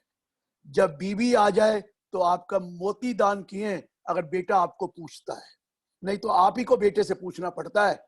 आपका बेटा अगर आपके साथ नहीं रहता, कहीं बाहर रहता है, तो आप ही उसको फोन करके पूछोगे, बेटा ठीक है ना, कोई तबीयत ठीक है ना, कोई कोरोना की प्रॉब्लम तो नहीं है ना, बच्चे तेरे ठीक है ना। वो कभी फोन करके पूछता है बाप को, पिताजी आप ठीक हो? बेटी पूछती है। ये देखिए विडंबना, बेटी अपने माँ बाप को पूछती है लेकिन हस्बैंड के माँ बाप को नहीं पूछती। पता नहीं क्या विडंबना है, सास के साथ उसकी क्या लड़ाई है, ये मेरे आज तक समझ में नहीं आई। वही बहू, कभी सास भी कभी बहू थी, लेकिन मेरे पल्ले नहीं पड़ रहा। वही बेटी अपने माँ बाप का कितना ख्याल रखती है, और वही बेटी अपनी जो हस्बैंड की माँ है उससे तो कहती है दूर दूर रहो तो अच्छा होगा। ये क्या है यार, क्या समझ में नहीं आ रही। मेरी बेटी भी जब मुझे फोन करती है तो मैं कहती हूँ, मुझे रोज फोन करती है, अपने जरा नीचे अपने माँ बाप से भी, अपने हस्बैंड के माँ से भी पूछ ले, सास जी आप सासू जी आप ठीक है? कहते हैं उसका नाम मदर इन लॉ है, वो इन लॉ की मदर है, वो वैसे मदर इन लॉ। अरे यार ये क्या विडंबना है। हम तो बच्चों को समझाते रहते हैं कि बेटा जहां जाओ वो तुम्हारा घर वो है, जो आप आदतें डालोगे, जो तुम्हारे बच्चे देखेंगे वही तो आगे करेंगे। आगे जाकर तुम कितनी अपनी सास का ध्यान रखते हो, वही तुम्हारे बच्चे भी उसी तरह करेंगे। लेकिन किसी के समझ में नहीं आती ये कौन सी विडंबना है, ये कौन सा राह है। और ये वर्ल्ड ओवर है, ये हमारे यहाँ नहीं कि सास से नहीं बनती, बाहर भी नहीं बनती है, लेकिन वो तो शुरू से अलग हो जाते हैं ना। हमारे यहाँ तो कहते हैं चलो चलो, नहीं नहीं नहीं नहीं नहीं, दिखावा करना है।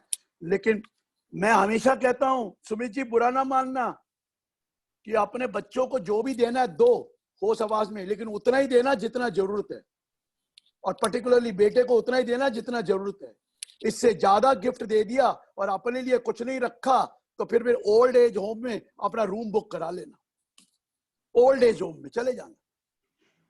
आपका मुकद्दर अच्छा है तो बेटा पूछेगा, अगर मुकद्दर अच्छा नहीं है, मोती दान नहीं किए तो भैया भैया फिर तो आप गए। हमें आदत है देने की, इस तरह होना चाहिए, यूं यूं हाथ नहीं होना चाहिए। यूं हाथ हुआ तो आप गए। कभी भी बेटे को पूरी चीज मत दे देना, लालच देते रहना, तेरे लिए तो कमा रहा हूं। और किसके लिए कमा रहा हूं? तेरे को ही दे के जाना है। मैंने कहा साथ में तो लेके नहीं जाना। बहू भी सेवा करेगी और बेटा भी सेवा करेगा। जिस दिन दे दिया उस दिन आपका काम खत्म हो गया।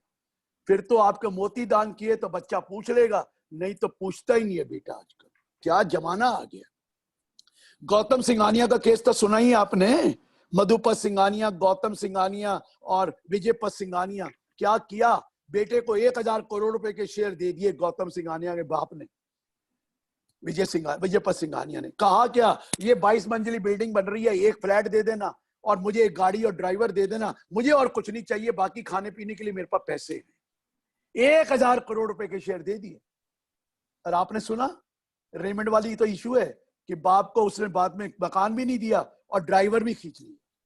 ये है जमाना आजकल का।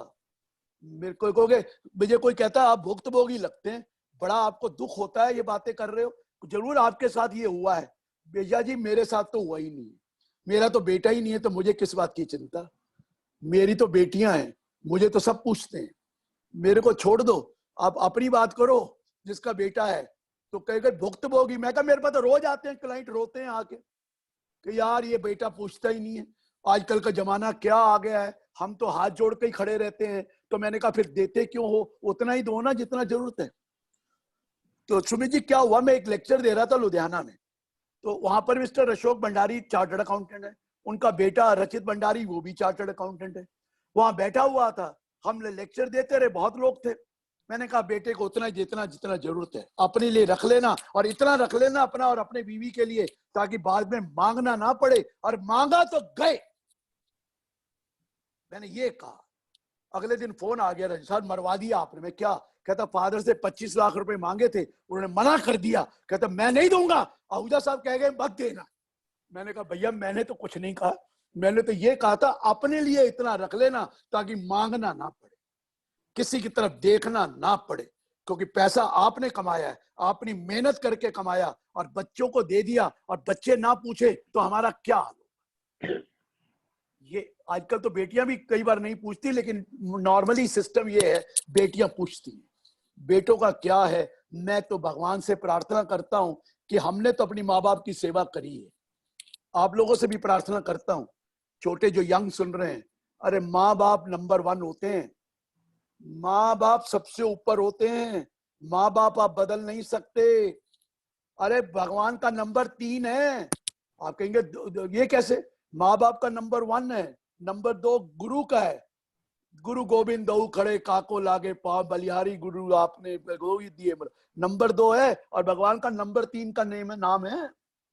3 नंबर है भगवान, 2 नंबर तो वो है। आप कहेंगे ये कैसे हो सकता है? अरे गणेश जी को देख लो, जब ब्रह्मांड घूमने जाना था, वो गणेश जी तो अपने माँ बाप के ही चक्कर लगा के जीत गए, और सारी उम्र में उसकी पूजा होती है, और वो बेचारा वो जो कार्तिकेय सारे वो ब्रह्मांड घूम के आया, उसको कुछ नहीं मिला। तो ये जो है ना, ये माँ बाप जो है ना, इनकी इज्जत करना सीखिए।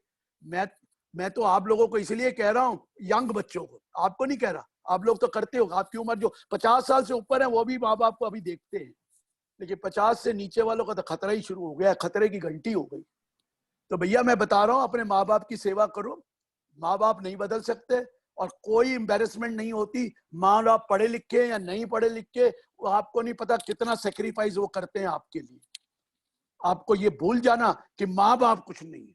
अरे जिंदगी में माँ बाप की कब दुआ मिलती है। और एक चीज बता दूं सुमित जी, माँ हमेशा गरीब बेटे को प्यार करती है, गरीब को, और बाप हमेशा अमीर बच्चे को पाता है। जो उसका नाम रोशन करता है, बाप तो उसे ही कहता है ये मेरा सपूत है, ये साला तो कपूत है, ये तो कुछ नहीं करता।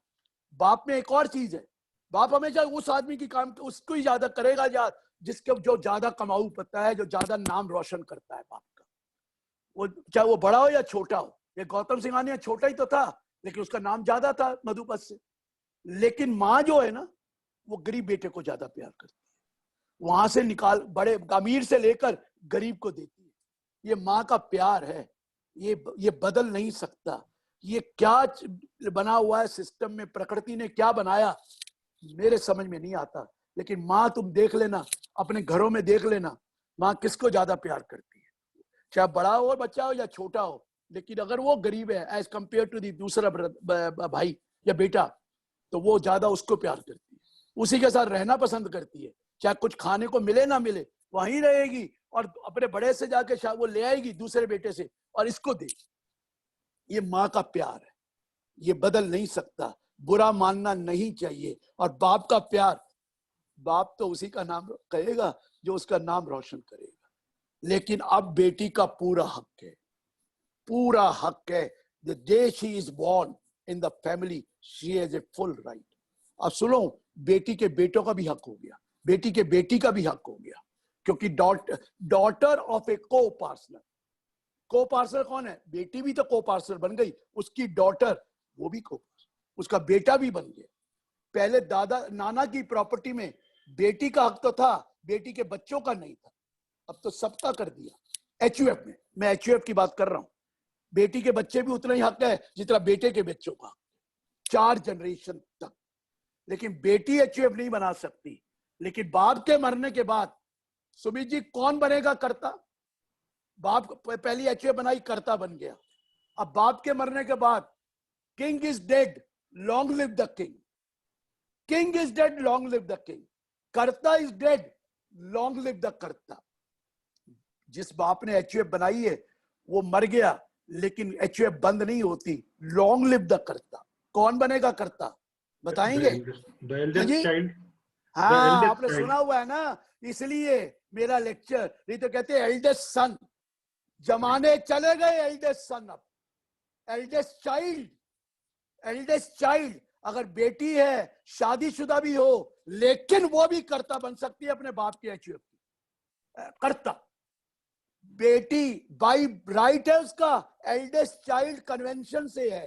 ये बाई कन्वेंशन है कि अगर बेटी बड़ी है तो बेटी बन जाएगी कर्ता, चाहे शादीशुदा हो। वो अलग बात है, बेटी नहीं बनना चाहती तो कोई और बन जाए, वो अलग बात है। आपस में डिसाइड करके कोई भी कर्ता हो सकता है, लेकिन एल्डेस्ट चाइल्ड कर्ता होती है। अरे आपको मैं केस सुनाऊं, आप हैरान रह जाएंगे। ये केस बहुत फेमस है, सुजाता शर्मा वर्सेस मनु गुप्ता। जरा सुनिए, दिल्ली हाईकोर्ट की जजमेंट है, ये सुन लेना जरा क्या है।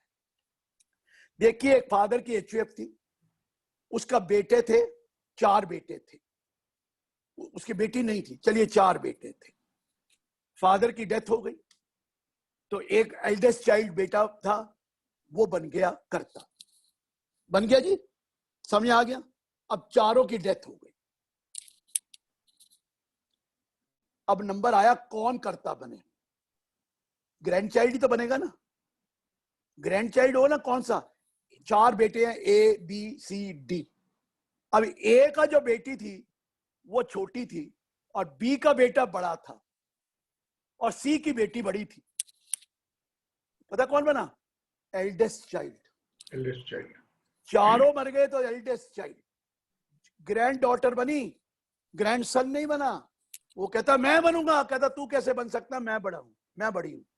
ये मैंने आपको केस बताया जो आपको बताना चाहिए। दिल्ली हाईकोर्ट की जजमेंट है, सुजाता शर्मा वर्सेस मनु गुप्ता।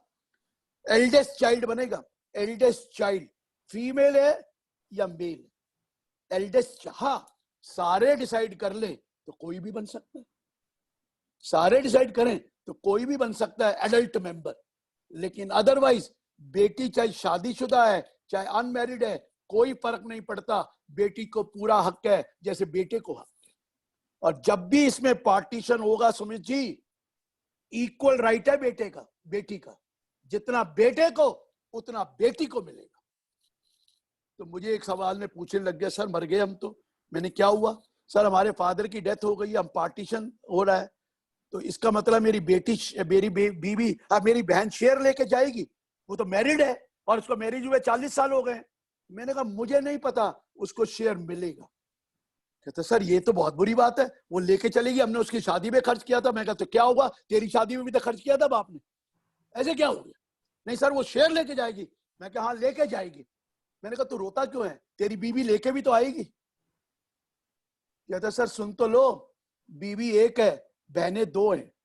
मैंने कहा इसमें मैं कुछ नहीं कर सकता, दो बहनें तो दो शेयर लेके जाएगी, एक बहन है तो एक शेयर लेके जाएगी, ये मेरे हाथ में नहीं है। जितनी बहनें उसका पूरा हक है। अब बहन और भाई में कोई फर्क नहीं है, बेटी बेटे में कोई फर्क नहीं है। पहले एचयूएफ में फर्क था, आपने जो सेक्शन 8 सुना वहां भी बेटी का पूरा हक था, वो सेक्शन 8 में, लेकिन यहाँ तो एचयूएफ में भी हो गया। मेरे बेटी का पूरा हक है, मेरे बेटे जितना बेटे का हक है। Same right that of a son, she has a same right that of a son, she also become a member of a co-parcel, a post-parcel property, उतना ही शेयर मिलेगा। समझ में आ गया? अगर हम पार्टीशन करें तो कैसे डिस्ट्रीब्यूट करते हैं? अगर तो डिसाइड कर ले सारे मिलकर तो आप अनइवन डिस्ट्रीब्यूशन भी कर सकते हैं, अनइवन। लेकिन अगर डिसाइड नहीं करा तो पर कैसे डिस्ट्रीब्यूट होता है? पर ब्रांच, पर कैपिटा, पर स्ट्राइप, पर स्ट्राइप, पर कैपिटा। आप कहेंगे ये क्या बीमारी है, पर स्ट्राइप पर कैपिटा? पहले फादर है और जिंदा है, उसकी वाइफ भी जिंदा है जिसका एचयूएफ करता है, और उसके दो बच्चे, एक बेटा और एक बेटी, लेटेस्ट से। पता क्या होगा? पार्टीशन हुआ तो पहले पर स्ट्राइप होगा, एक शेयर फादर को मिल जाएगा, एक शेयर वाइफ को मिल जाएगा जिसका एचयूएफ थी, एक वाइफ को मिल जाएगा, एक बेटे को मिलेगा, एक बेटी को मिलेगा। 1/4 1/4 1/4 1/4। अगर तीन बच्चे होते तो फिर 1/5 फादर, 1/5 मदर, 1/5 1/5 1/5। अगर मदर जिंदा नहीं है तो जो जिंदा है फादर एंड 3 बच्चे, तो 4। ठीक है, पहले क्लियर समझ गया? इसे कहते हैं पर स्ट्राइप। अब बेटा, क्योंकि अब कंप्लीट पार्टीशन है, पार्शियल नहीं है, बेटा अपने बच्चों में बांटेगा। अपने बच्चों में मतलब अपने बेटे और बेटी में देगा, क्योंकि बेटी भी तो को पार्टनर है। समझ आ गया? अब बेटे का बेटा अपने बच्चों में बांटेगा, वो अपने बच्चों में बांटेगी, बेटी भी अपने, और वो 4 जनरेशन तक बढ़ जाएगी। कंप्लीट पार्टीशन, उसे कहते हैं पर कैपिटा। मेरे बेटे को कितना मिला? 1/4। वो 1/4 उसके 2 बच्चे थे, तो 1/3 ऑफ 1/4 तो उसका हो गया, 1/12। 1/12 एक बच्चे बेटे का हो गया और 1/12 बेटी का हो गया। समझ में आ रहा है मैंने क्या कह रहा हूं? उसका 1/4 शेयर था, 2 बच्चे तो 1/3 1/3 हो जाएगा ना, तीनों का 1/4।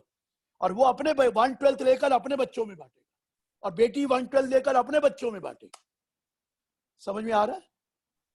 सर उसे ऊपर कहते हैं पर ब्रांच, पर स्ट्राइप। पहले फर्स्ट जनरेशन में बटेगा, फिर अपनी अपनी जनरेशनों में नीचे तक जाता रहेगा।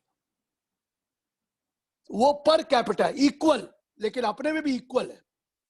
मेरे फादर ने पार्टीशन किया तो फादर जिंदा है, फादर जिंदा नहीं था, अब पार्टीशन हुआ, मदर जिंदा है तो मदर को शेयर मिलेगा और बेटा और बेटी को मिलेगा।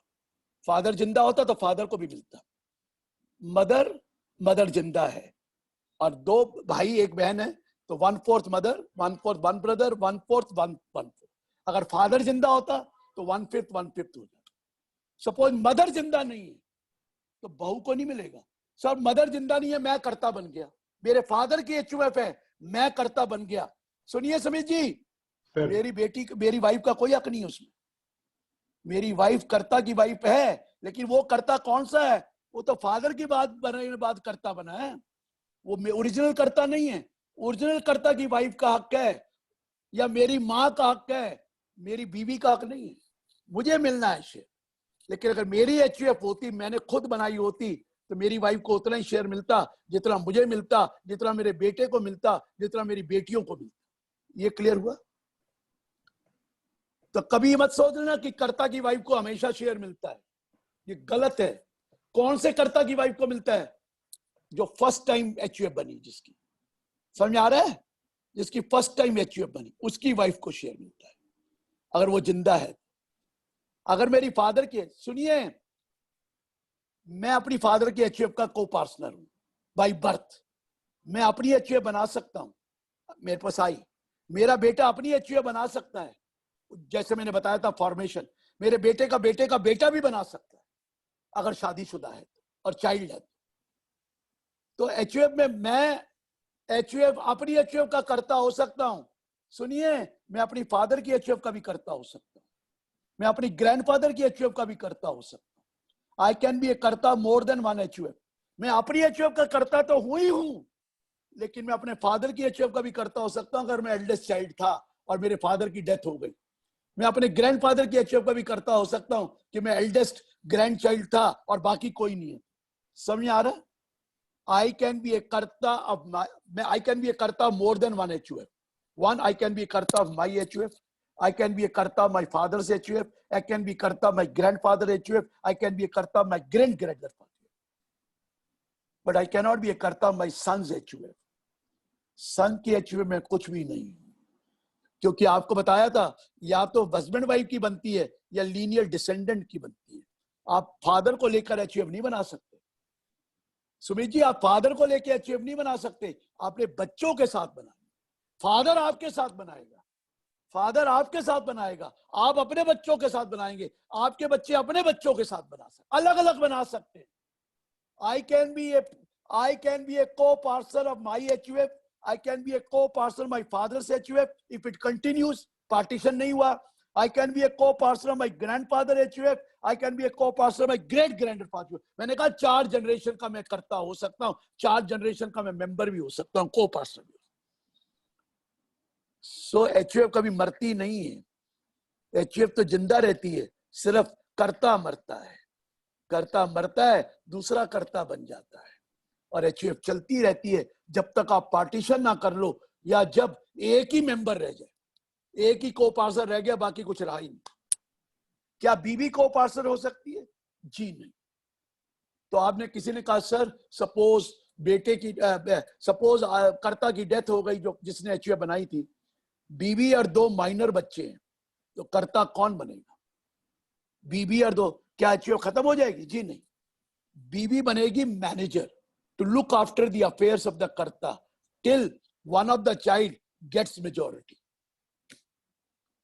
बीवी कभी भी करता नहीं होती, बेटी हो सकती है, बीवी कभी भी करता नहीं होती। she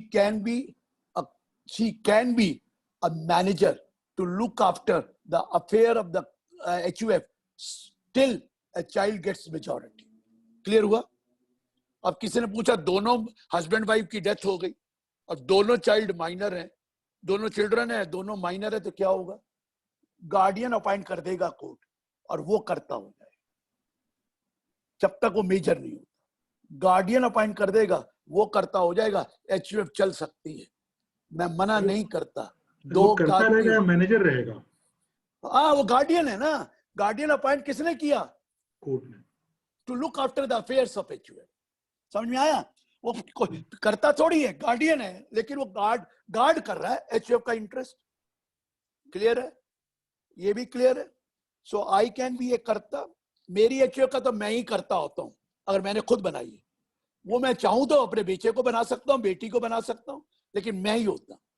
लेकिन मेरे मरने के बाद एल्डेस्ट चाइल्ड करता बनेगा मेरी एचयूएफ का, एल्डेस्ट चाइल्ड, चाहे बेटा है चाहे बेटी है, ये मैंने बता दिया। जो भी उसमें एल्डेस्ट है, कन्वेंशन ये है, बाकी तो आप सारे मिलके डिसाइड कर ले तो कुछ भी कर सकते। और मैंने कहा पार्टीशन करना है तो कोई भी को पार्टनर पार्टीशन करवा सकता है। एक बार लिख दे कि हम आई वांट पार्टीशन, समझाते रहो उसको नहीं तो पार्टीशन होगा, और पार्टीशन होते ही कंप्लीट पार्टीशन करना पड़ेगा। Partial partition Hindu law allow करता है। सुमित जी, एक और इंटरेस्टिंग बात है, Hindu law partial partition allow करता है, लेकिन इनकम टैक्स 31 दिसंबर के बाद नहीं करता। कहता क्या है इनकम टैक्स, कि तुमने पार्शियल पार्टीशन कर लिया, कर लो, लेकिन जो आपने पार्टीशन करके प्रॉपर्टी दी उससे जो इनकम आएगी वो एचयूएफ को ही लगेगी टैक्स, चाहे कुछ कर लो, जब तक कंप्लीट पार्टीशन नहीं होगा। हो सकता है मैंने पार्टीशन, एक बेटे को एक प्रॉपर्टी दे दी या कुछ एसेट दे दी, उससे उसको इनकम आ रही है, सपोज रेंट आ रहा है, तो वो रेंट एचयूएफ के अंदर ऐड होगा, उसके नहीं मानी जाएगी, वो एचयूएफ में होगा, क्योंकि partial partition income tax recognise नहीं करता। हाँ, इनकम टैक्स ये कहता है कि हमें तो टैक्स लेना है, बाकी आप जो मर्जी करो। अब मेरे से कोई पूछता, आपने पूछा था कि क्या एचयूएफ गिफ्ट दे सकता है? जी नहीं। जो करंट इनकम है ना सर, करंट इनकम, हर साल की इनकम, वो एचयूएफ बांट सकता है आपस में, क्योंकि सेक्शन 10(2) में लिखा है share of profit received by A member from HUF is fully exempt. Section 10(2) देखा है आपने सुमित जी? उसमें शेयर ऑफ प्रॉफिट पूरा माफ होता है एचयूएफ का। तो करंट इनकम को आप जब मर्जी बांट लो। आप कहेंगे किस रेशो में बांटना है? या तो वही इक्वल, अगर इक्वल नहीं वही पर कैपिटा पर स्ट्राइप, अगर इक्वल नहीं करना तो अनइवन कर सकते हैं, सारे मेंबर डिसाइड कर ले, आपस में एक एग्रीमेंट करके लिख ले, सारा एक को दे दो, ले ले, कोई मना नहीं है। हमें तो टैक्स मिल गया है, बाकी तो आपका माल है, लड़ो मरो, अगर आपस में डिसाइड कर लिया तो एक को दे दो। लेकिन करंट इनकम, एक बार इनकम एक्यूमुलेट हो गई तो फिर तो पार्शियल पार्टीशन माना जाएगा। अगर 2 साल बाद करोगे तो फिर नहीं ले सकते। आज की इनकम, इस साल की इनकम इसी साल बांट लो। जैसे प्रॉफिट नहीं आता पार्टनरशिप फर्म में तो क्रेडिट हो जाता है ना सीधा पार्टनर में, ऐसे ही ये को पार्सल में क्रेडिट कर सकते हैं, अनइवन और इवन। अगर एग्रीमेंट नहीं है तो इवन, अदरवाइज अनइवन। क्लियर है? क्लियर है? हाँ जी बोलिए सर। जैसे आपने बताया कि को पार्टनर्स अकाउंट में हम क्रेडिट कर सकते हैं करंट ईयर्स इनकम, तो इन दैट केस अगर करंट ईयर का प्रॉफिट करंट ईयर में विड्रॉ नहीं हुआ, बल्कि सर क्रेडिट कर दिया तो विड्रॉ हो गया ना, फिर बाद में निकाल लेना। ओके, क्रेडिट करके बाद में निकाल लेना, निकाल लेना चाहिए। वैसे भी एचयूएफ में 10 लाख से ऊपर रखना ही नहीं चाहिए अगर इनकम हो जाए तो कोई फायदा ही नहीं। Good tax planning. हाँ, प्लानिंग करिए ना कि 10 लाख से ज्यादा इनकम कमा के क्या करेंगे, वहां भी 30 देना है, वहां भी 30 देना है। एक और बता दूं, एचयूएफ में प्रॉपर्टी ज्यादा रखनी नहीं चाहिए, क्योंकि बिकती नहीं है। लोग कहते हैं यार ये एचयूएफ की प्रॉपर्टी ले रहा हूं, पता नहीं कौन कौन से को पार्टनर है, बाद में कोई भी खड़ा होकर कह देगा मेरा राइट था इसमें, मेरे से तो साइन कराया ही नहीं। आप बात समझ रहे हैं? एचयूएफ की प्रॉपर्टी बड़ी मुश्किल बिकती है, तो एचयूएफ में ज्यादा प्रॉपर्टी, इमूवेबल प्रॉपर्टी नहीं लेनी चाहिए। इमूवेबल प्रॉपर्टी लेते, हालांकि कर्ता के नाम पे इमूवेबल प्रॉपर्टी लेते हो, लेकिन राइट तो सभी मेंबर का है ना, राइट तो सभी मेंबर का है, तो कोई भी खड़ा होकर बाद में तंग करता है, इसलिए लोग एचयूएफ की। और एचयूएफ को लोन भी नहीं मिलता है, बैंक लोन नहीं देता एचयूएफ को, और बैंक तो उस पार्टनरशिप फर्म को भी लोन नहीं देता जहां एचयूएफ का कर्ता, जो एचयूएफ का कर्ता वहां पर मेंबर है, पार्टनर है। बैंक नहीं लोन देता है एचयूएफ को, इसीलिए नहीं देता यार कि पता नहीं कौन है, एचयूएफ को लोन नहीं मिलता है। तो एचयूएफ के लिए बिजनेस करो, अपने पैसे से करो, दूसरा लोन ले, बैंक नहीं देगा। ये भूल जाना कि बैंक लोन दे देगा आपको, सवाल ही पैदा नहीं होता। एचयूएफ नहीं को देते। और जिस फर्म में एचयूएफ का कोई मतलब एचयूएफ पार्टनर होती है थ्रू करता, उसको भी लोन नहीं देते वो तो। यहां तक रिस्ट्रिक्शन है, ये इंस्ट्रक्शन है इंटरनल। लेकिन मैंने कहा एचयूएफ बिजनेस कर सकता है, करंट ईयर का प्रॉफिट बांट सकता है। अगर आपकी कोई एग्रीमेंट नहीं है तो इक्वल बांटना पड़ेगा। कैसे बांटोगे? मैंने बताया ना, पर स्ट्राइप पर कैपिटा। पर स्ट्राइप पहले बच्चों में और फिर उसके बाद उनके बच्चों का, पर स्ट्राइप पर कैपिटा बटता है डाउन द लाइन जब है। और सुनिए, child in the womb is also a को partner if he or she is born alive. Child in the womb, child in the womb, मां के पेट में जो बच्चा है पैदा हो गया तो वो भी को पार्टनर बन जाएगा जब जिंदा पैदा हुआ। मुर्दा पैदा हुआ तो वैसे ही कुछ नहीं मतलब है। आप समझ में आ रहा है? को पार्टनर ये होते हैं, किसी को मैं बाहर नहीं निकाल सकता, मैं किसी को पार गद्दी नहीं दे सकता। बाय बर्थ उसका राइट है, बाय बर्थ उसका राइट है। ये मैंने बता दिया और आपको कहा पार्टीशन करना है तो कंप्लीट पार्टीशन करना। लेकिन हमने तो सुमित जी लोगों को देखा है कि बाप और बेटे में पार्टीशन हो जाता है, उसके नीचे पार्टीशन ही नहीं करते, जनरली वही होता है। और स्मॉलर एचयूएफ बना रखी है, अलाउड ही नहीं है। ऐसे नहीं होता कि भैया बाद में आपस में बना ली तो बेटे ने अपनी बना ली बाप की पार्टीशन से। No no no no no, बाप की पार्टीशन से आपको आगे पार्टीशन करना है टिल द लास्ट कैटेगरी, तो उसमें रहती नहीं है, वो तो अलाउड ही नहीं है। लेकिन स्मॉलर एचयूएफ लोगों ने बना रखी है, ऐसा कुछ नहीं। और कईयों ने तो सर ये भी बनाई है, वो जो कह रहा था फादर एफ सन 1 एक एचयूएफ उससे बना दी, फादर S2 उससे भी बना दी, फादर S3 उससे भी बना दी। मैंने कहा ये कौन सा तरीका है भैया? कहता जी हम तो असेसमेंट करा रहे हैं। मैं कहा धन्यवाद, आप कराते रहिए, लेकिन ऐसा सिस्टम नहीं है। वो 56 से पहले सब कुछ था, अब कुछ नहीं है।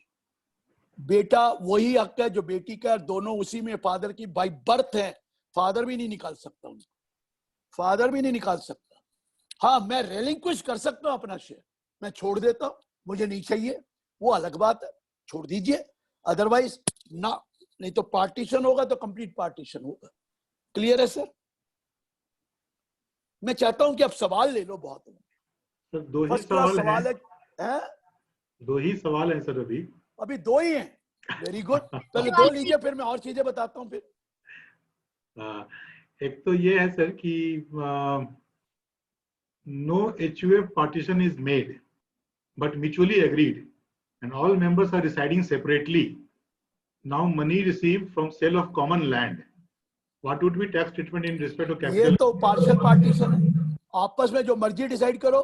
You have to do partition by metes and bounds. By metes and bound mean पूरा अलग अलग करना है, बाय मीट्स एंड बाउंड, नहीं तो कंप्लीट पार्टीशन नहीं होता है। अगर पार्शियल है तो एचयूएफ को टैक्स लगाते रहो, टैक्स एचयूएफ देगी और उसके बाद जो बचेगा वो लेना।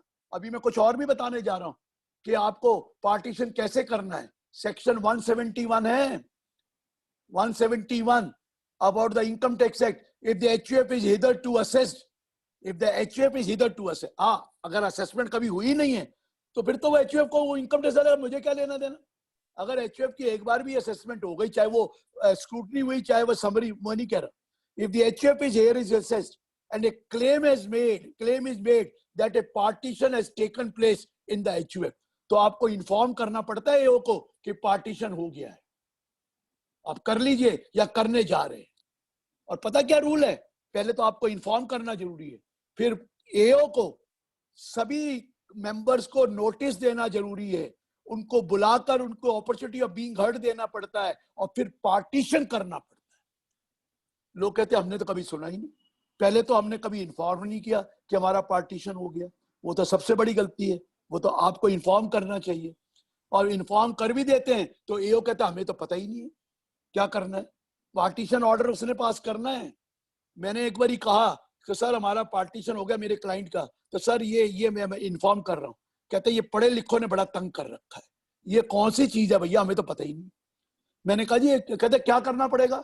मैं जी आपको ये मैंने नोटिस दे, आपको ये इन्फॉर्म कर दिया, अब आप सारे मेंबर्स को ये मैंने बताया ये है, इनको नोटिस इशू करेंगे, इनको अपॉर्चुनिटी ऑफ बीइंग हर्ड देंगे, फिर इनसे पूछेंगे कोई ऑब्जेक्शन तो नहीं है, उसके बाद पार्टीशन ऑर्डर पास करना है। कहते ये क्या मुसीबत ले आए, हमें तो कोई पता ही नहीं। कहता ऑर्डर ही बना लाना और नोटिस इशू करवा दो तो मैं मान लूँ।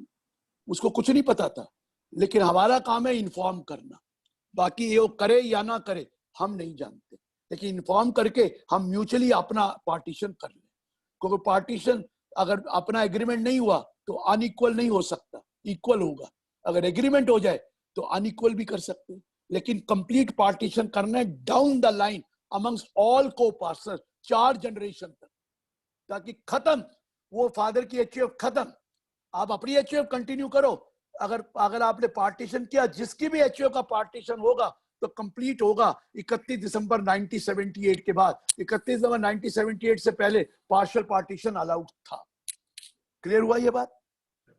सर नेक्स्ट क्वेश्चन है कि अगर वो कंप्लीट पार्टीशन हो गया और उसके बाद अगर सन का कोई बेबी बॉर्न हुआ तो उसका शेयर का क्या होगा? कुछ नहीं होगा। जब पार्टीशन हो गया तब तक जो है वो हो गया। अब उसका अपना पैसा है, अपने पैसे में सन का राइट हो गया, विल करना है तो अलग बात है, नहीं तो हिंदू सक्सेशन एक्ट लग जाएगा। वो तो हिंदू सक्सेशन एक्ट लगेगा 1956, उसमें क्या बात है। बड़ा बड़ा प्यार मोहब्बत कर रहे हैं अपने बेटे से, बाप का पैसा लिया तो कोई फर्क नहीं पड़ा। अरे आपके बच्चे का हक है, बाई बर्थ राइट है उसका आपकी प्रॉपर्टी में, जब तक विल नहीं करते आप। अगर विल कर दो तो अलग बात है, नहीं तो बच्चों का पूरा हक है। आपको बताया legal air of first category Hindu succession act 1956 में यही तो लॉ है, और क्या है। चलिए आगे बोलिए। मेरा एक क्वेश्चन है। हाँ जी सर, ये मेरे एक क्लाइंट है, उनके ना फादर के नाम पे एक मेडिकल का होलसेल बिजनेस है। हाँ, ठीक है, अभी वो फादर के एचयूएफ के नाम पे, मतलब ठीक है, फादर के एचयूएफ का है, ठीक है। फादर के एचयूएफ के, अब वो फादर के एचयूएफ के बिजनेस को वो लोग ट्रांसफर करना चाहते हैं एक पार्टनरशिप फर्म में। कर दीजिए, तो सर उससे मुझे क्या फर्क पड़ेगा। सर एसेट्स को क्या किया जाए? नहीं देखिए पहला पॉइंट ये है, जब बिजनेस ट्रांसफर करेंगे तो हाँ। कोई ना कोई तो यहाँ का कर्ता पार्टनर बनेगा वहां। हाँ हाँ, you can form a partnership. HUF cannot be a partner, but हाँ। HUF can be a partner through कर्ता। ठीक है। अगर HUF के एसेट्स हैं तो जब HUF एक मेंबर एसेट लाता है 45(3) लगता है। पार्टनरशिप फर्म में कोई एसेट लाते हो इन काइंड तो 45(3) लगता है ना। 45(3) में लिखा है कि value recorded the books of account, लेकिन अगर इमूवेबल प्रॉपर्टी है तो भैया उसको स्टैम्प ड्यूटी वैल्यू पे लाना, नहीं तो 56(2)(10) लग जाएगा। 56(2)(10) लग जाएगा, तो लीजिए कर दीजिए, मना कौन कर रहा है। अच्छा, मार्केट वैल्यू पे करिए, कोई दिक्कत नहीं है। ओके। एचयूएफ को कैपिटल गेन लगेगा। 45(3) पढ़ लो ना, पार्टनर जो भी कैपिटल काइंड में लाता है वो 45(3) लगता है, बात खत्म। लेकिन 45(3) में लिखा है value recorded in the books of account. और लोग कहते हैं इमूवेबल प्रॉपर्टी ले आया 5 crore stamp duty value 3 crore रुपए में ले आया। अरे तो ले तो आए, हम 45(3) नहीं लगाएंगे, लेकिन 56(2)(10) तो लगा देंगे कि फर्म ने 5 करोड़ की चीज 3 करोड़ में ली है तो 2 करोड़ रुपए पे टैक्स लगा दो फर्म को।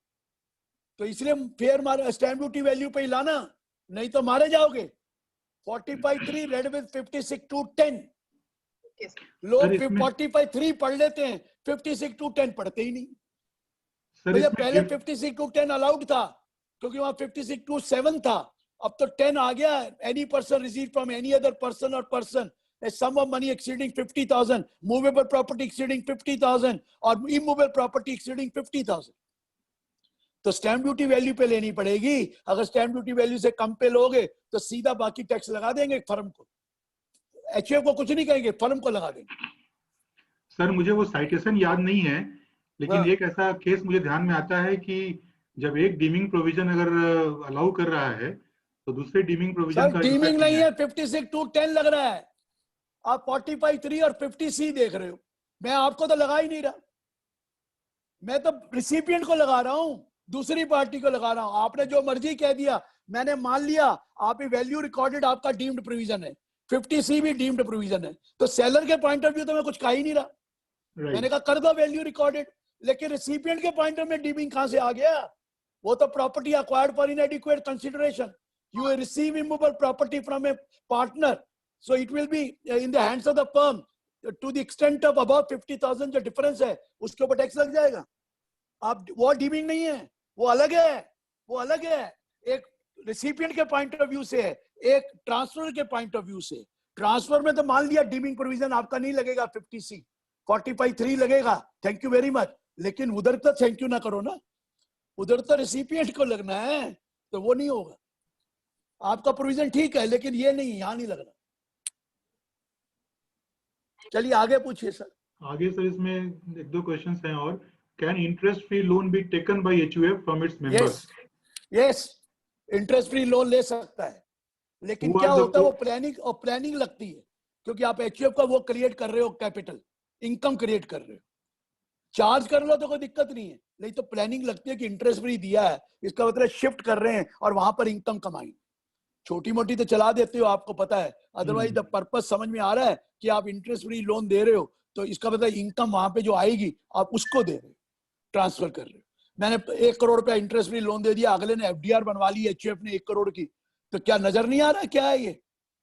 नजर नहीं आ रहा कि क्या हो रहा है कि आप अपनी इनकम वहां शिफ्ट कर रहे हो। तो वहां पर वो प्लानिंग मानी जाएगी, अदरवाइज कोई दिक्कत नहीं है, अवॉइडेंस माना जाएगा, टैक्स अवॉइडेंस।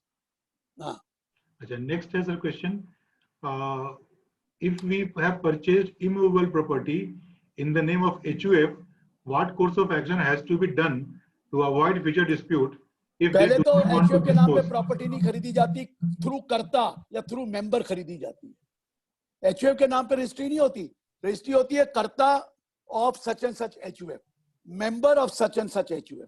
बेनामी लॉ में भी लिखा है कि आप मेंबर या कर्ता के नाम ले सकते हैं और फंड्स HUF के होने चाहिए, याद है, बेनामी लॉ में भी है।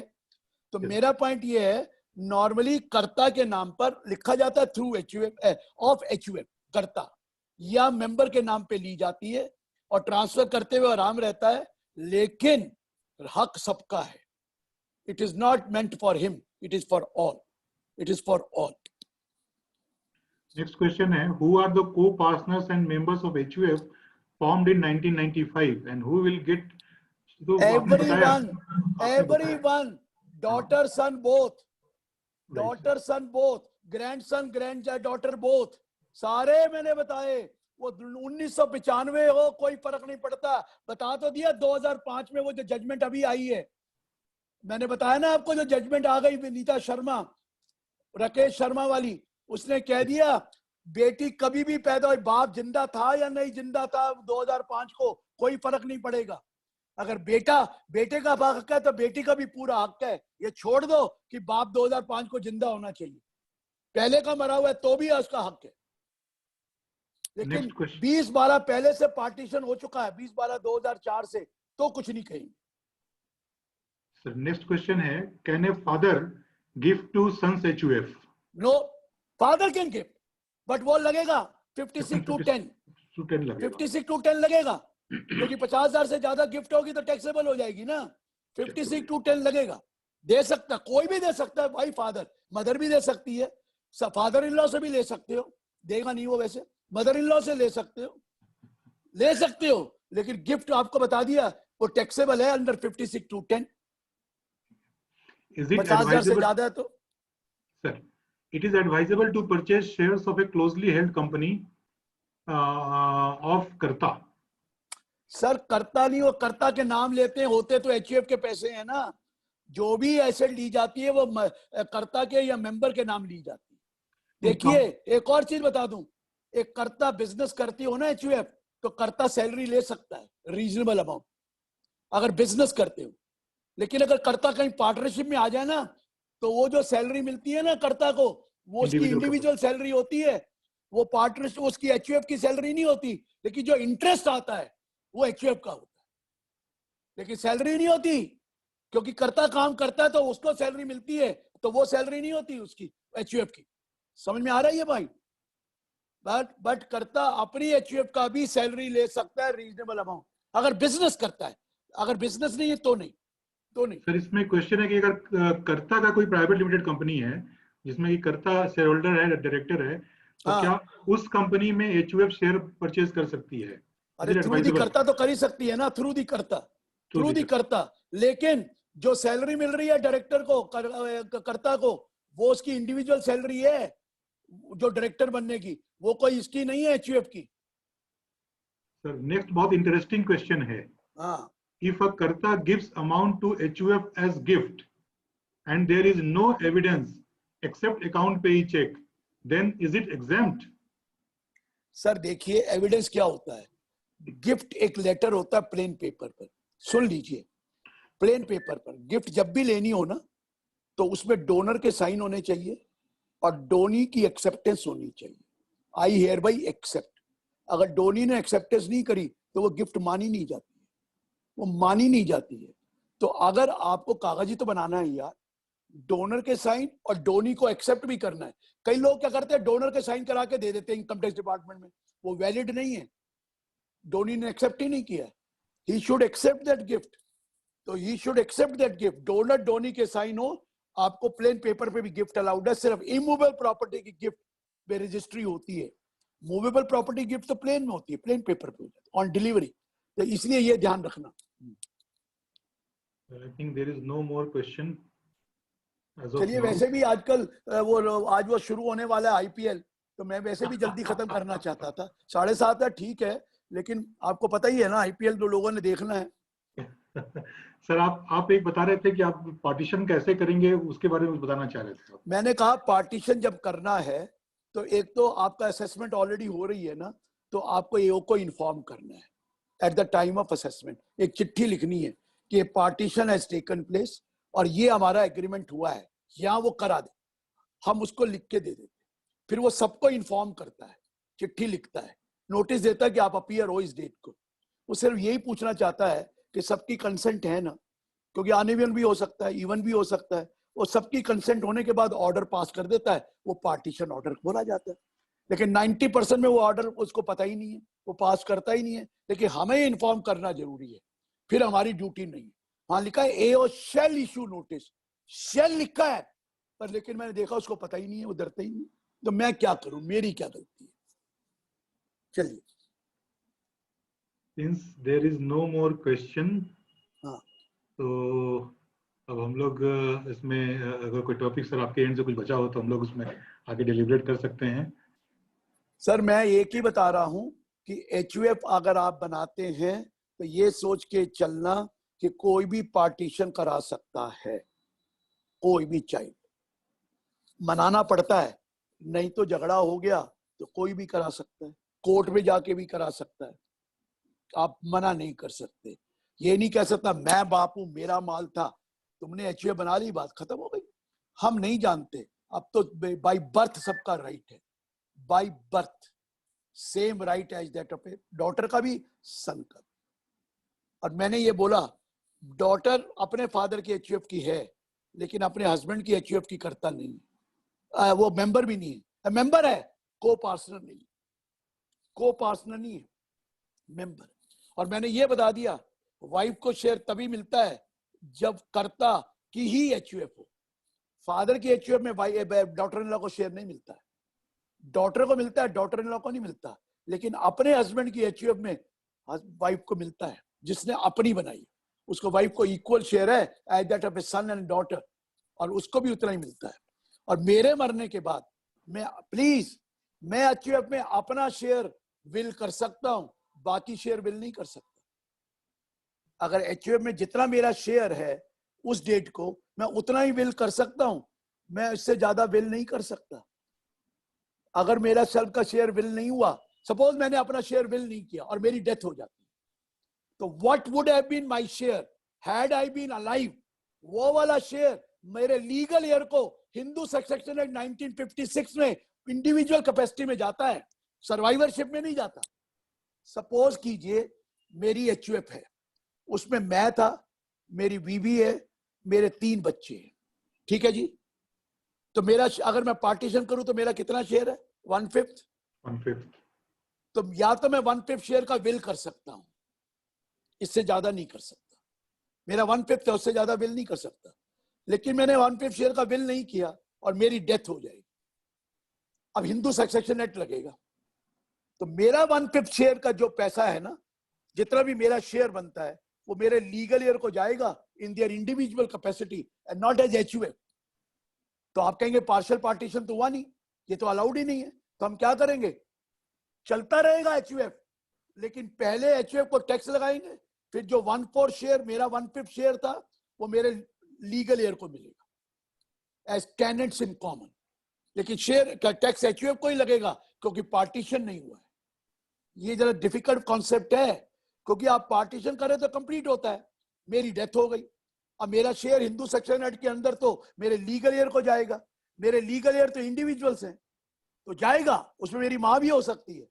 तो वो वाला शेयर जितना मेरा बनता था had I been alive will go to my legal heir. लेकिन रुकिए, कंप्लीट पार्टीशन जब तक नहीं होगा तब तक HUF उस पर टैक्स देगा और मैं अपना मेरा जो शेयर बनता था वो मेरे लीगल ईयर को मिल जाएगा। ये समझ में आया? नहीं आया ना? मैं बताता हूं, मेरा कितना शेयर था? 1/5, ठीक है। HUF ने कमाया 10 लाख, 10 लाख पे टैक्स दे दे, मेरी डेथ हो गई है, मेरा शेयर बना 10 लाख पे टैक्स दे गया, चलो 1 लाख कुछ हजार बन गए, बाकी 9 लाख बचे। मैं एक एग्जांपल ले रहा हूं, 9 लाख बचे। 9 लाख में मेरा कितना शेयर था अगर मैं जिंदा होता? तो 81। 180 जो शेयर है उस एचयूएफ का शेयर है, टैक्स तो एचयूएफ ने दे दिया पूरे पे, वो 180 मेरे लीगल एयर है कैटेगरी 1 का, लेकिन चलता रहेगा, वो 180 में उनको दे सकता हूं, डिस्ट्रीब्यूट कर सकता हूं। ओके, बात समझ में आई? 180, लेकिन टैक्स एचयूएफ को लगता रहेगा जब तक कि मैं पार्टीशन नहीं करूं, एचयूएफ को लगता रहेगा। एक और मर गया, उसका भी शेयर है, उसका भी शेयर उसके लीगल एयर को जाएगा इंडिविजुअल कैपेसिटी में, बिल नहीं करे तो। ये जरा कॉम्प्लिकेटेड केस है, मैं ज्यादा बताना नहीं चाहता था, ये ध्यान रखिए, लेकिन कोई करता ही नहीं, सभी कहते हैं मर गया खत्म हुआ। अरे ऐसा कोई रूल नहीं है, मर गया तो खत्म हुआ, उसका जिंदा रहता है राइट। ठीक है जी, चलिए सर एक और क्वेश्चन है, can a Sikh create an HUF? Hindu undivided family includes Jain, Sikh, Buddhist. Right, Muslim नहीं, Jain, Sikh, Buddhist are part of Hindu. आप जब हिंदू सेक्शन एट पढ़ाया था, मैंने याद है वहां बोला था Hindu includes Jain, Sikh, Buddhist, they are part of Hindu undivided family. Yes sir, 2-3 questions और आ गए। Muslim can not create HUF. And what about Christians? Christians can not, they also can नहीं, वो तो नहीं, वो सिर्फ Hindu. Hindu includes Buddhist, Parsi, Buddhist, sorry Buddhist, Jains and Sikhs. 2 questions मैं देख रहा हूं, और ये लास्ट 2 क्वेश्चंस टेकअप करते हैं। 50,000 से अबव गिफ्ट फ्रॉम थर्ड, कहां गया? 50,000 से above gift from person, will it be exempt in gift tax at the time of HUF formation? Gift tax कहां है? गिफ्ट टैक्स कहां से आ गया भैया? 56(2)(10 लगता है अब तो। गिफ्ट टैक्स कहां से आ गया? वो 56(2)(10 के बारे में बात कर रहे हो। 56(2)(10 का तो लगेगा ही 50,000 के ऊपर। नहीं, मेंबर से लोग है तो क्या दिक्कत है? 50,000 टोटल अलाउड है, मेंबर से जो लोग है वो तो अलाउड है ना, एग्जेम्प्ट है। Is talking about third person को तो 56(2) में गिफ्ट लगेगा ही। सर एक नॉन एचयूएफ का क्वेश्चन है, अखिल पोद्दार जी जानना चाहते हैं। क्वेश्चन है, 1 मिनट सर। Yes ma'am. अरे दोनों पूछ लो ना, आप भी पूछ लो, फिर मैडम पूछ लेगी, पूछ लो आप। अच्छा ठीक है। नॉन एचयूएफ का क्वेश्चन है, applicability of section 56(2) in case of purchase of property by way of auction from bank under. कुछ नहीं है, अभी तक कोई नहीं है। आपको वैल्यूएशन ऑफिसर के पास भिजवा कर करवा लो, अदरवाइज लॉ कुछ नहीं है, बैंक से करो या कहीं से करो, 50C लगता है। ये अभी तक ये कोई एक्सेप्शन नहीं दी हुई है। हाँ, 56(2)(10 में जाकर वैल्यूएशन ऑफिसर मान जाए वो अलग बात है, वैल्यूएशन ऑफिसर को रेफर करना पड़ेगा और कुछ नहीं। Yes ma'am, please go ahead. Yes sir, यदि कोई एचयूएफ है फादर का, वो अपने एचयूएफ का विल बना सकते हैं क्या कि मेरे एचयूएफ का शेयर की गिफ्ट, अपने शेयर की? हाँ, अपने ही शेयर की, तो अपने शेयर को किसी को भी दे सकते हैं, किसी को भी दे सकते हैं। अच्छा ठीक है, मतलब कोई एचयूएफ शेयर की अगर नहीं करेंगे बिल तो फिर हिंदू सक्सेशन एक्ट लगेगा अपने शेयर का। तो सर वो एचयूएफ का जो शेयर है अपना, वो किसी एचयूएफ को भी दे सकते हैं क्या अपने बेटे के एचयूएफ में? वो फिर कंटिन्यू करेगी ना, पार्शियल पार्टीशन नहीं अलाउड है। नहीं करते ऐसे ना, वो विल करेंगे तो पार्शियल पार्टीशन कैसे होगा? तो विल वो हमेशा किसी मेंबर के नाम कर दें, किसी और को करेंगे तो हमेशा दिक्कत ये होगी कि कंटिन्यू करेगा पार्टनरशिप को, उसको एचयूएफ को टैक्स लगेगा, फिर वो वाला जो पैसा उसका शेयर बनता है वो उसको दे देंगे। Okay. But it will continue to be taxed in the hands of the HUF till there is a complete partition. कोई दिक्कत नहीं है, HUF को टैक्स देने के बाद उनका जो शेयर बनता है वो उनको पकड़ा दिया जाएगा। और सर ये मेरा पर्सनल एसेट है, वो मैं अपने बेटे के HUF के नाम पे कर सकता हूँ क्या विल में? कोई भी कर सकता है, मैंने तो कहा है HUF क्रिएटेड बाय विल होती है। आप अपने नाम पे लिख दो, आफ्टर माय डेथ रिसाइटल होना चाहिए, this property will go to the HUF of my son. Okay, HUF daughter की नहीं होती, सन की होती है। हाँ सर, डेथ बेड पर कोई अगर है और वो अपने सन के HUF को बड़ा अमाउंट गिफ्ट देना चाहता है, 50 लाख 1 करोड़, मना थोड़ी है। क्या एमसील लगवा लेना, एमसील समझे? नहीं सर, क्योंकि आपने देखा एक टीवी पे आया था कि वो बेटा जबरदस्ती साइन करवा रहा था बाप से, ऊपर से पानी गिर गया, वो 1000 था, पानी गिर गया तो 1 मिट गया। तो उसने कहा एमसील नहीं लगाई थी आपने, और पाइप में एमसील लगी होती तो पानी नहीं आता ना, तो तो ये कोर्शन फ्रॉड वाली चीज नहीं होनी चाहिए। अगर कोर्शन है तो बात अलग है, अनड्यू इन्फ्लुएंस से कराया तो बात अलग है। अगर फादर होश हवास है तो किसी को भी दे सकता है, वो क्या सर इसमें क्या डॉक्यूमेंटेशन होना चाहिए जैसे 5210 अप्लाई ना करे? डॉक्यूमेंट तो कोई प्लेन पेपर पे भी बिल अलाउड है यार, प्लेन पेपर पे भी अलाउड है। सर यहाँ लेकिन बिल डॉक्टर साथ में लिख दे ये साउंड माइंड का था, और एक और वकील लिख दे कि हाँ भाई ये तो इसको समझा दिया था, तो कर दे। लड़ाई झगड़ा नहीं होना चाहिए। सर इसको विल माना जाएगा क्या? सब जब वसीयत ही होती है जब लिखवाया जाता है। एक फादर के साथ दो अगर बेटे गिफ्ट हैं। लिखना चाहता है तो गिफ्ट लिख दे मरने से पहले, तो गिफ्ट में तो डोनर एक्सेप्ट कर ले। लेकिन फिर वो चैलेंज होती है ना, चैलेंज ये करते हैं कि बाप से जबरदस्ती करा लिया, वो तो बात अलग है। नहीं सर, जैसे एक फादर के दो बेटे हैं, हाँ। एक का एचयूएफ पहले से है, दूसरे का एचयूएफ वो बन रहा है या बनना कर सकता है, फादर कर सकता है, कर सकता है, लेकिन झगड़ा नहीं हो जाए। झगड़ा नहीं पहले होगी, बता दिया, झगड़ा नहीं होनी है। नहीं है तो कर लो, वो तो आप बिल में लिख लो, बिल बेटर है, बिल कर लो या गिफ्ट ले लो। गिफ्ट में तो टैक्स लग जाएगा, बिल में तो टैक्स भी नहीं लगेगा। अरे गिफ्ट जब मरने ही वाला है तो गिफ्ट क्यों लेते हो, बिल ही करा लो ना, ताकि वो टैक्स भी नहीं लगेगा। नहीं तो गिफ्ट में तो 2.5 लाख से ऊपर का ऊपर टैक्स लगता है। मेरी बात को समझ लेना, बिल में कोई टैक्स नहीं है।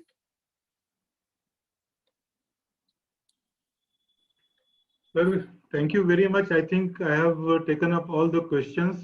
There are small questions जिसमें कि नहीं कह रहे I have taken up, ये नहीं कहते कि you have replied all the questions.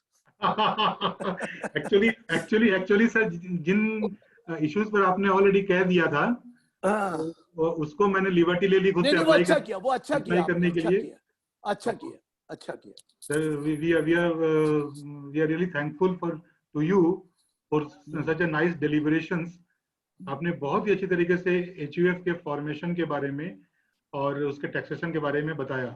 मुझे लगता है कि जितने भी पार्टिसिपेंट्स हैं उनके मन में जितने भी डाउट्स होंगे वो आज सारे क्लियर हो गए होंगे। तो sir, thank you very much once again. Welcome. I hand over the proceedings to CA Pankaj Makkad. Pankaj, okay, he's on some call. So ma'am, sir, we'll hand over for vote of thanks to Prabhat. Prabhat, are you there?